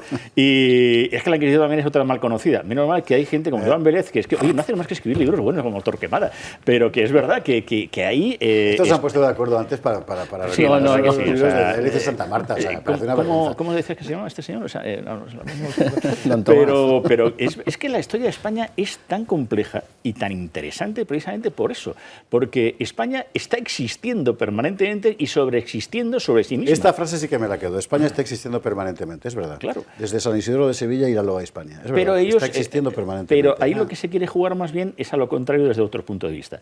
En Fake News del Imperio Español, que es un libro que no ha escrito Iván Vélez, no, pero tú, hiciste tú, fíjate. Hablé del concepto de la España de Schrödinger, que es la España que existe y no existe según y para qué. O sea, cuando se habla de genocidio es España. Como el gato. Claro, porque existe... O sea, España no existe antes, pero el genocidio es español. El genocidio que se hace es español. La Inquisición, española. Y olé. O sea, todo lo malo es españolísimo. Pero, sin embargo, si empiezas a hablar de las leyes de Burgos... Eso no era España, eso era la monarquía hispánica. La escuela de Salamanca, sí, eso todavía, ¿cómo vamos a hablar de España en aquel momento dado? La España que interesa, ¿no? Entonces, aquí va a surgir una España nacional, desde un concepto, en donde además va a haber símbolos pues, muy curiosos. O sea, porque ese símbolo que tienes detrás es un símbolo un poquito progre, es un símbolo un poco rojillo, como que es la bandera, que es una bandera que no es dinástica. Es una bandera que empieza siendo una bandera que empieza siendo la bandera naval, efectivamente. Pero que luego al final acaba teniendo un concepto nacional que incluso se enfrenta a la dinastía. O sea, cuando, por ejemplo, en el Trienio la milicia nacional se lanza a luchar contra el ejército realista de Fernando VII, que ellos van con la bandera del rey. Mientras que está la bandera bicolor, que es la que se pone, por decirlo así, en sublevación. La bandera, para que usted, la bandera esa del rey, la de la Cruz de San Andrés o de Borgoña, como explicamos otro día, es esa que decía, me parece que era el Ministerio del Interior, que sí era un símbolo franquista y tal, porque aquí estamos como estamos. Y la otra bandera, según la tradición, yo no sé hasta qué punto está contrastada, pero en todo caso es algo que se ha asumido con mucha naturalidad mucho tiempo, la bandera rojigualda, la primera vez que aparece en tierra, es en un lugar tan eminentemente español como Gerona, en la defensa de Gerona, del castillo de Gerona contra los franceses. Queridos amigos, no, yo no voy a decir Chirona porque parece que estoy hablando de la cárcel, y no, es Gerona. En catalán sería otra cosa. Bueno, Iván Vélez, tantas veces mencionado y no menos promocionado por Javier Santamarta, ¿cómo estás? Bien, encantado de estar aquí. Bueno, no podía faltar la Fundación para la Defensa de la Nación Española. Claro, es pertinente, ¿no? Claro, en una jornada como esta. Estábamos hablando mucho de héroes y de heroínas. Es verdad que en el levantamiento del 2 de mayo y meses y años sucesivos, un factor muy llamativo, que luego aparecerá también con frecuencia en Hispanoamérica durante las guerras de emancipación, es un tipo de heroísmo específicamente español muy exasperado. Hay que recordar una cosa importante para entenderlo también, es decir, Napoleón era un genio militar, pero con la logística tenía problemas que decidió resolver encargando a cada jefe de unidad que habituallara a sus tropas sobre el terreno. Y esto, puesto así en un papel, queda muy neutro, pero cuando tienes que llevarlo a cabo significa que eres tú quien va a las casas a robar, a violar, a matar y tal para llevarte el vino. O sea, pues se puede imaginar lo que fue aquella guerra, fue una cosa absolutamente brutal. En respuesta aparece un heroísmo popular muy exasperado, con acontecimientos, algunos extremadamente épicos y otros absolutamente terribles, ¿verdad?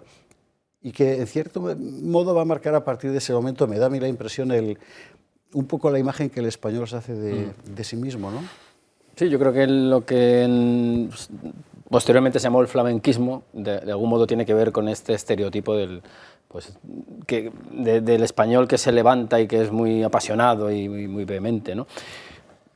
Para completar esa imagen, que yo creo que tampoco es muy buena para la imagen, para la redundancia de España, hay que decir que la guerra de independencia y las posteriores, las carlistas, dejan un contingente de personas que, digamos, que no regresan a la vida civil, que son las que dan cuerpo al estereotipo del bandolerismo, que en cierto modo, casi por cuestiones incluso cinematográficas, se asocia a esta época y a esta cuestión que es mucho más compleja, ¿no? Curro Jiménez. Claro, por ejemplo, el barquero famoso, ¿no?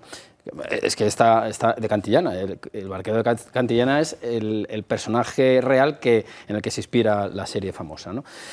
Vamos a ver, lo que ocurre, yo creo un poco hilando con lo que decía Santa Marta, lo que ocurre es que ahí hay algo que defender, y ese algo que defender es la nación histórica, eso de que España, no sé si ha dicho, se hace continuamente o permanece constantemente, no sé la expresión que ha sido utilizado. Lo que hay es una realidad que los españoles, independientemente de su conocimiento de la historia más o menos profundo, tienen asumida. Y ese es el patriotismo que se pone sobre la mesa cuando se llevan a los reyes, y no porque la soberanía sea patrimonio de ellos. Yo he traído aquí unos documentos que, si queréis, leemos, de la Junta de Asturias, donde se dice claramente que el pueblo reasume o recupera algo que está depositado. Esos son los términos exactos. Claro, sí, señor. Y esta es una cuestión fundamental. A mí me interesa mucho, ya que está aquí un hermano hispanoamericano, los paralelismos que hay, que es un poco lo que tú decías, Javier, a los dos lados del Atlántico. También en esta cuestión de la soberanía viene y van a subrayar lo que estábamos mencionando desde el principio. Es decir, lo que las juntas reivindican es algo que no tiene nada que ver con la idea que Napoleón se había hecho de lo que era la corona española. En eso acierta Marx plenamente, es decir, la monarquía española era esa urdimbre densísima que venía arrastrando desde siglos, porque, como dice Santa Marta, España siempre está existiendo. Me parece una fórmula de verdad muy brillante.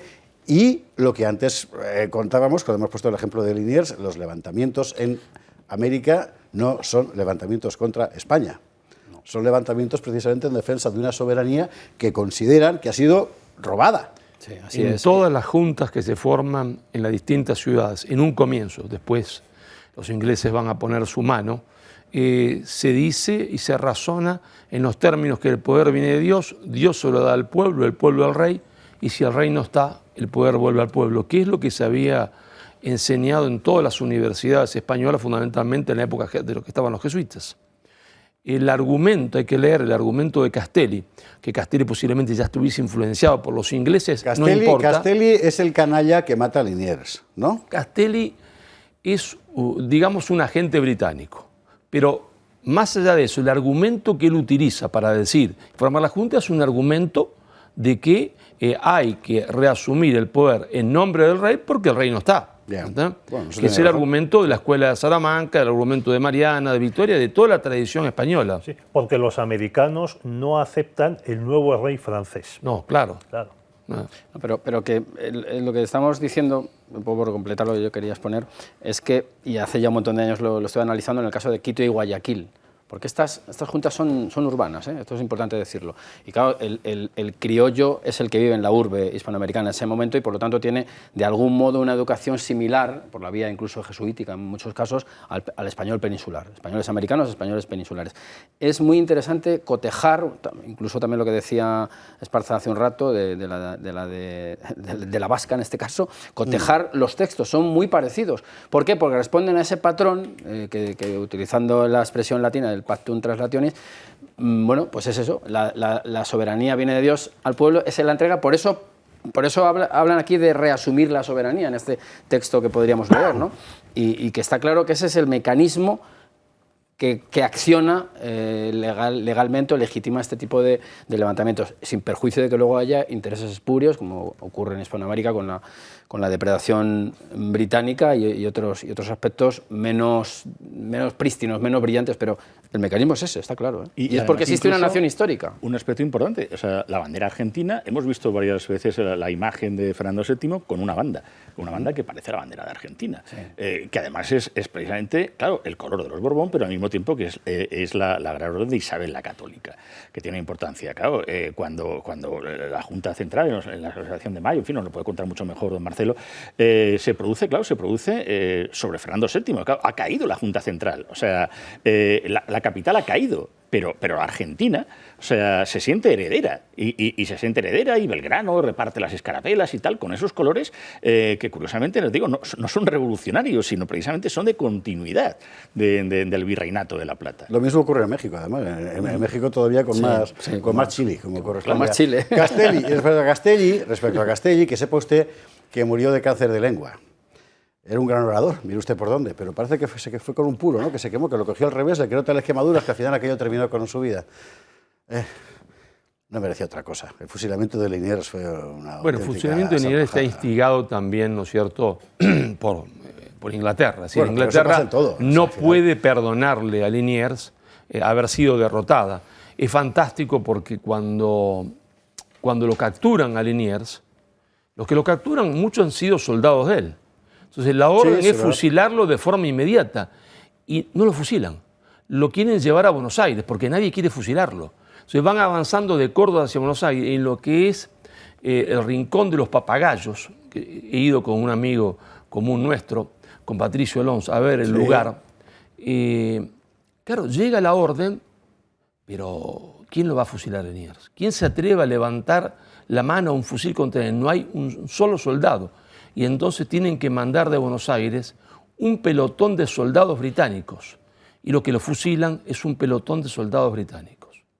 O sea, ¡qué cosas! Desde luego los ingleses, en fin. Bueno, y lo tenemos además en el Panteón de Marinos Ilustres en San Fernando, en la isla de San Fernando, que además es un lugar donde, bueno, yo aparte animo muchísimo a visitar, porque quien lo lleva, además, quien te hace la visita turística es un militar que, bueno, eso se tendría que grabar en vídeo. O sea, te hace unas visitas espectaculares. Son gratuitas, simplemente hay que registrarse, y de verdad que son unas visitas que merecen la pena. El Panteón de Hombres Ilustres de San Fernando, en la isla de León. Y Fernando VII, ahí el difamado, crea en honor de Santiago Liniers el título de Conde de la Lealtad. En fin, bueno, estamos haciéndonos una idea de lo que va ocurriendo en España en ese momento. Dentro de un instante con nosotros, Pío Moa, vamos a preguntar por online, vamos a hablar digamos, de la trascendencia, es decir, si a partir de ese momento existe ya una España moderna o no. Esa idea que tenemos de la nación, etcétera, sabe usted la permanente polémica que siempre hemos tenido, ¿España existía o no existía? La que estaba contando Santa Marta antes. No, es que era Hispania, ¿no? Y el acueducto era el acueductum. Bueno, pero claro, en época premoderna no hay una nación moderna, es evidente. A partir de ese momento existe ya una modernidad política en España, percibida así popularmente. Lo que va a pasar después de la guerra, en realidad es una locura. Estaba contando Iván Vélez la cantidad de gente que había con un trabuco en casa. Es que, claro, entre la milicia nacional, que nacen las juntas, las milicias realistas después, los voluntarios realistas, todo el mundo tenía en casa una escopeta. Es que, claro, las guerras carlistas no fueron solo porque... Y símbolos lo digo porque lo leí anoche, no porque me lo supiera. En ese momento se le entrega a un escocés la espada de Pizarro. Es decir, los símbolos que circulan en España en esos momentos son importantes doblemente por los que se utilizan por parte de los españoles como depositarios de esa tradición, e incluso por los ataques y saqueos y expolios que hacen muy concretos y muy calculados los franceses, los ilustrados. Los soldados franceses que rompen símbolos y profanan si España tumbas no muy simbólicas. ¿Para qué corno los soldados franceses van a profanar la tumba del gran capitán? Por eso digo fueron a profanar expresamente la tumba del gran capitán. Por eso digo si que no existía, ¿para qué? Y se llevaron la espada. Precisamente se quedaron con su general, creo que era Sebastiani, y se quedó con la espada. ¿Y dónde está ahora?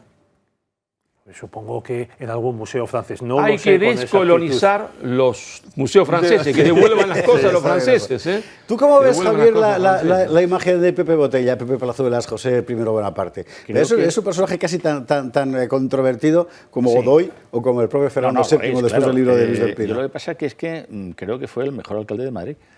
Ya. Lo que pasa es que, claro, esto no se puede decir. Pero es verdad que él quiso hacer un cambio, él veía ese abigarramiento que tenía de construcción Madrid. Madrid era muy caótica en muchos aspectos porque está también construida sobre 7 colinas, más o menos, aparte del mito que también sobre el que lo que se quiere fundar y a raíz de Lope de Hoyos, claro, que se convierte en aquel sitio que no era nada entre sitios tan importantes como Segovia, como incluso la propia Alcalá, como Toledo. Claro, pero es un lugar muy práctico porque está en un moral alto y rodeado de fuentes, de aguas, pero que por eso Madrid además es como para ir en bicicleta, no es Ámsterdam precisamente. Entonces es un sitio muy complicado y muy complejo.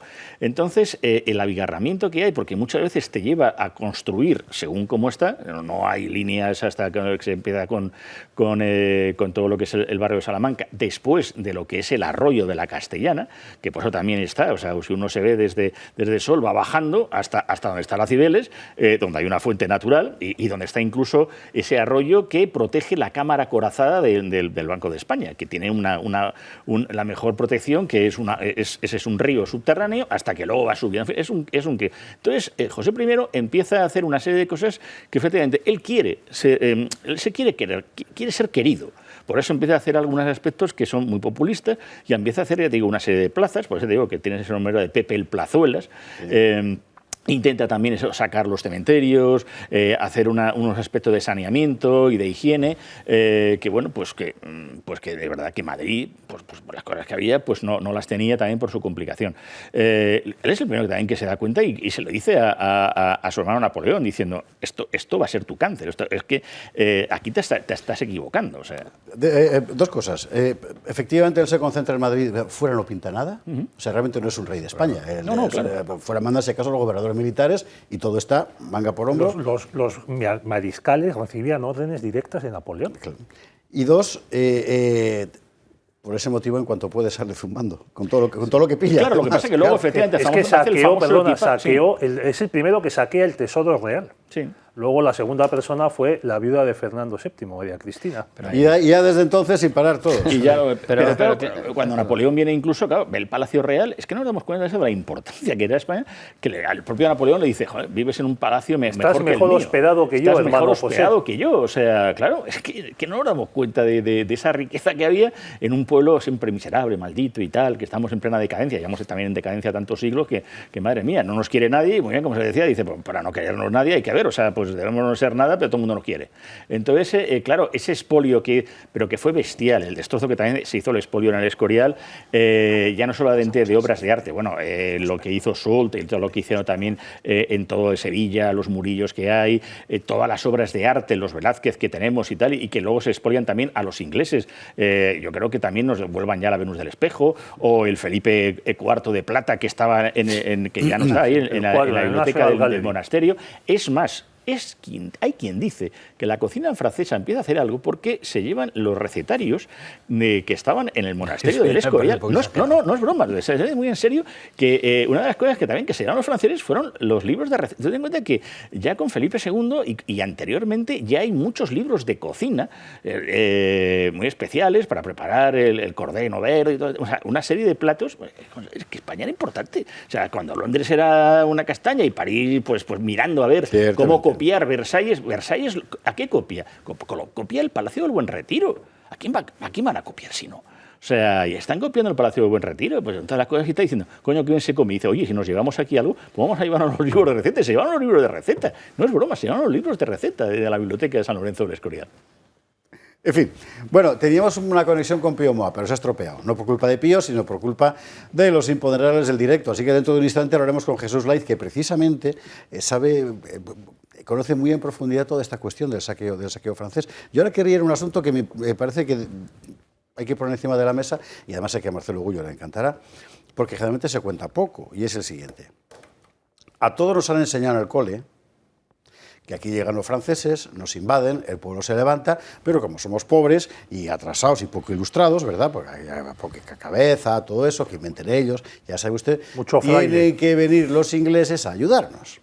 Y entonces los ingleses, siempre tan bonancibles, ¿verdad?, vienen, nos ayudan y gracias a ellos conseguimos echar a los franceses. Bueno, pues todo esto es mentira de arriba a abajo. Todo esto es mentira de arriba a abajo. Los ingleses tenían un ejército preparado en la isla de Cork, al mando de Wellington, para invadir las Indias por dos lados, por Cartagena y por el Plata otra vez. Y por el camino pasa lo de Madrid. Y entonces tienen que cambiar de orientación porque hay que estar en la península. Y una vez aquí los franceses lo van a romper todo. Y lo que dejan en pie lo rompen los ingleses. Fábricas de cerámica, fábricas de textil, todo. Porque España era un país enemigo de Inglaterra. La corona española era enemiga de la inglesa como lo era de la francesa. Y esto me parece que hay que subrayarlo, es decir, las consecuencias posteriores de la Guerra de la Independencia son que el país queda aniquilado. Y no hay más que ver las cifras, empezando por una deuda pública del 2000%. Esto se cuenta poco, porque es verdad que es difícil hacer el cálculo, pero la deuda respecto a lo que era en aquel momento el Tesoro Real es del 2000%. Un país con una deuda del 2000% se puede imaginar lo que es. Pasto fundamentalmente de ingleses y franceses, como efectivamente ocurrió, y eso determinaría todo nuestro siglo XIX. Esto se lo cuento para que se vaya usted calentando, porque nos vamos a la publi y a la vuelta hablamos de estas cosas también.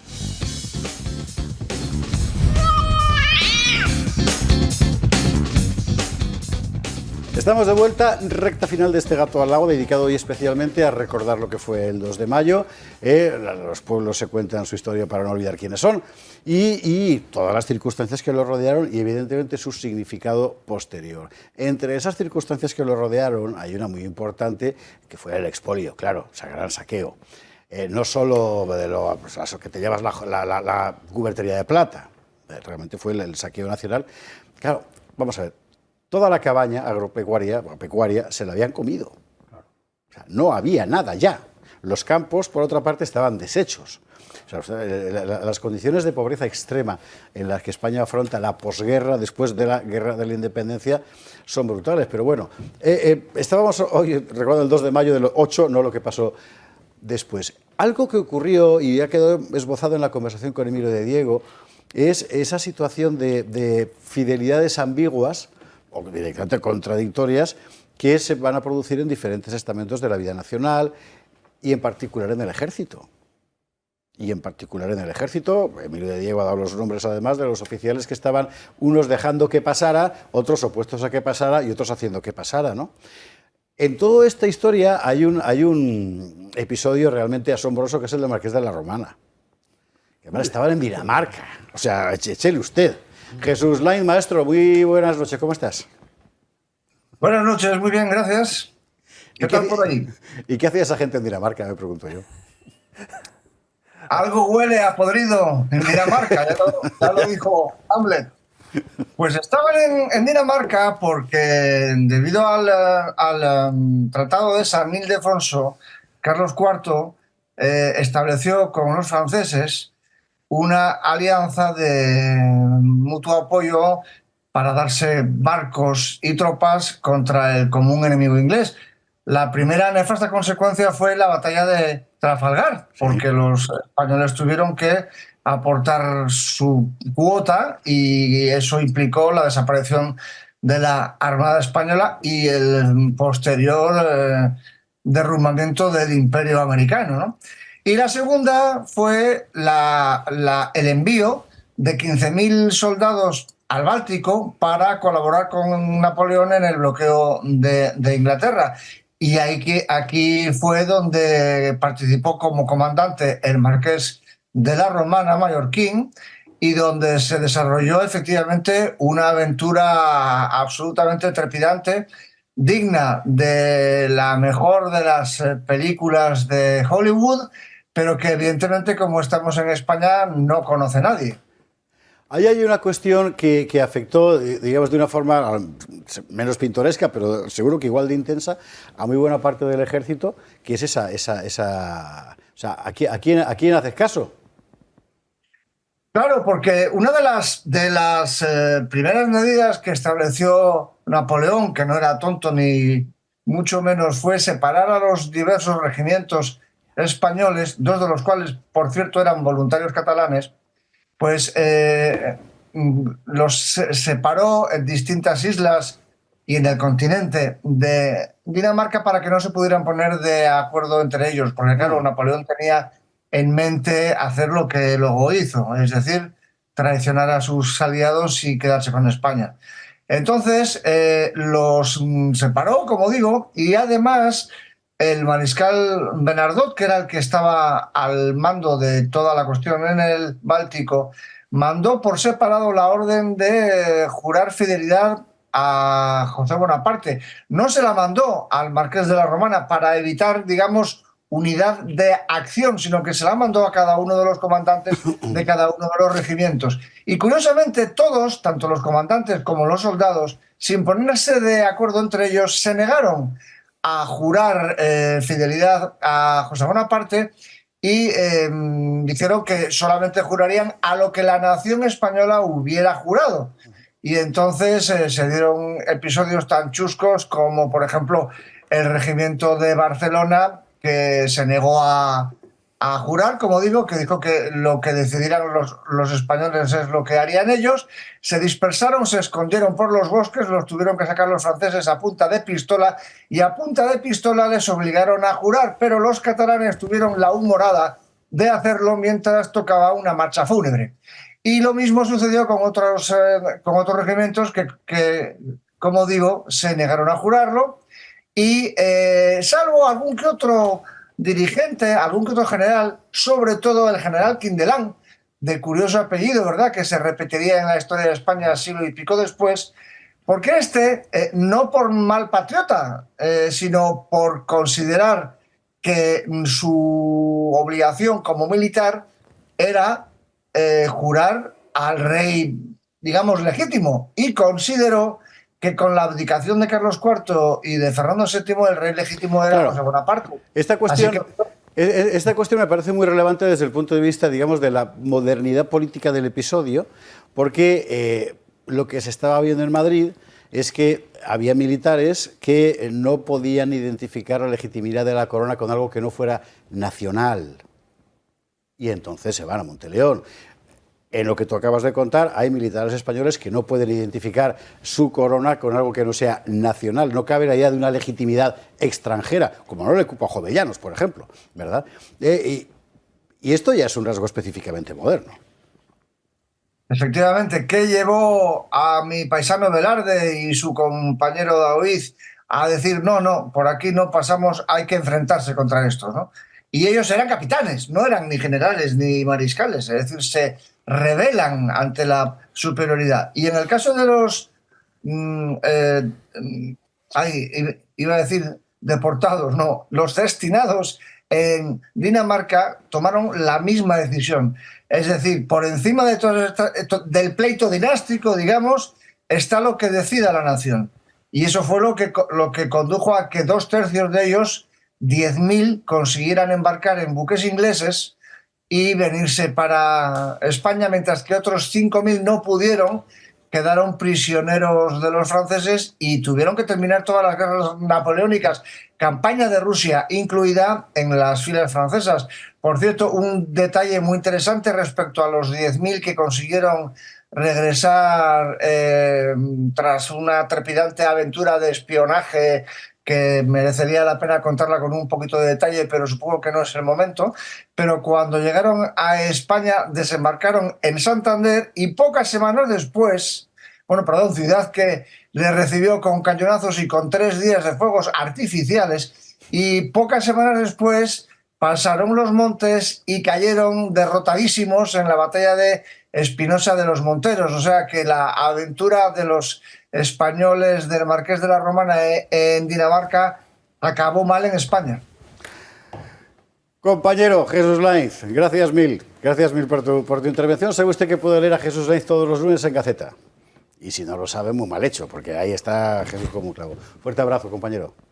Muy bien, hasta la próxima, adiós. Chao. 10 minutos de programa nos quedan, recta final, y ahora es el momento de empezar a sacar conclusiones y sobre todo mandarle a usted mensajes. Usted de todo esto ya lo sabe, por eso nos ha sintonizado.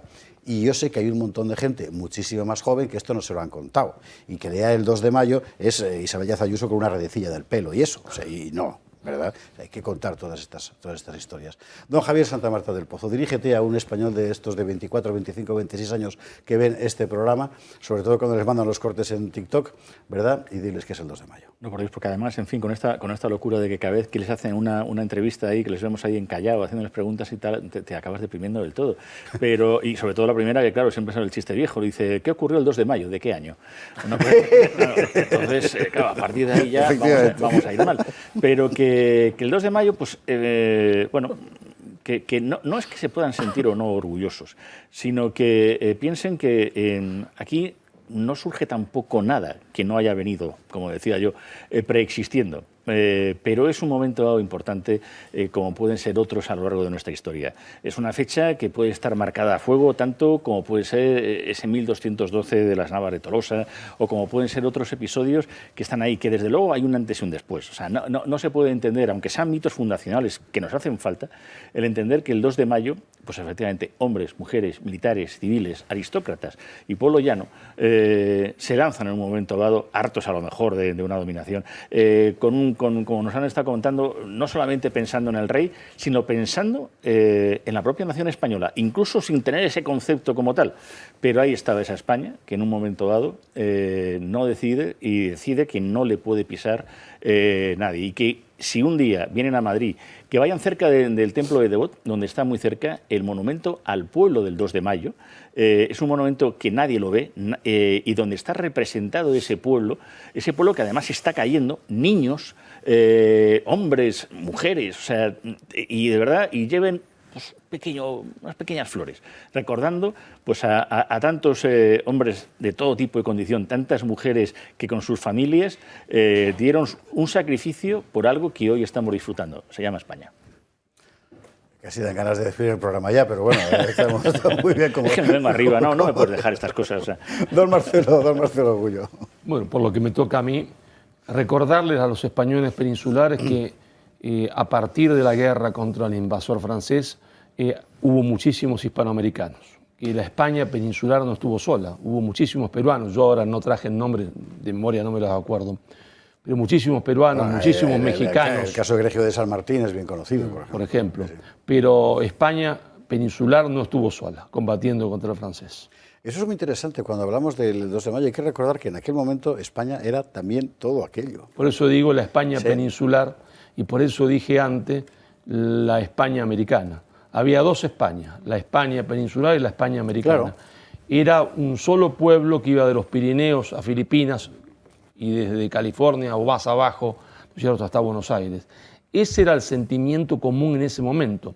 No había en la América española de falso un sentimiento anti-español peninsular, sino que había un sentimiento profundamente anti-británico ante nada y después anti-francés. Esto que aprovecho para meter aquí un poco la cuchara, ¿no? Porque yo no sé, no recuerdo dónde lo he leído, pero juraría que no fue ni Iván Vélez. Estudiando la historia de la ciencia y de la cultura en España, etcétera, una de las últimas perspectivas que me parece, la verdad, ese tipo de evidencias que dices, pero Dios mío, cómo no ha caído nadie antes, ¿verdad?, es en lo que concierne a la llamada Escuela Universalista del siglo XVIII, que es algo que se está estudiando como había un señor en Perú, había un señor en El Plata, había un señor en México y había un señor en Toledo. No, coño, si es que todo era el mismo país.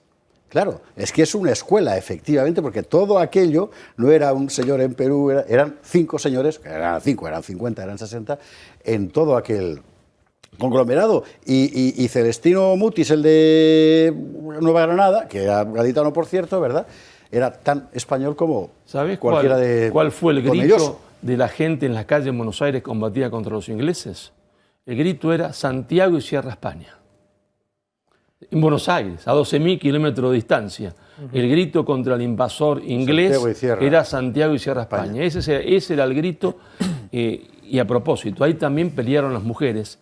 En los informes de los ingleses dicen, nunca vimos abalanzarse sobre nosotros mujeres con esa ferocidad que nos arrancaban los ojos cuando estábamos en el piso. Joder. Caramba. Cuidado con las argentinas. Cuidado con las argentinas. Cuidado con las Cuidado argentinas. con las Que son muy argentinas. bonitas, pero no sé si conviene casarse con ellas. Qué barbaridad.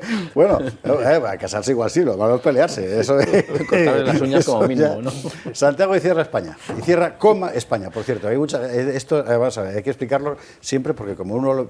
Lo malo de ver las redes es que uno palpa el nivel medio.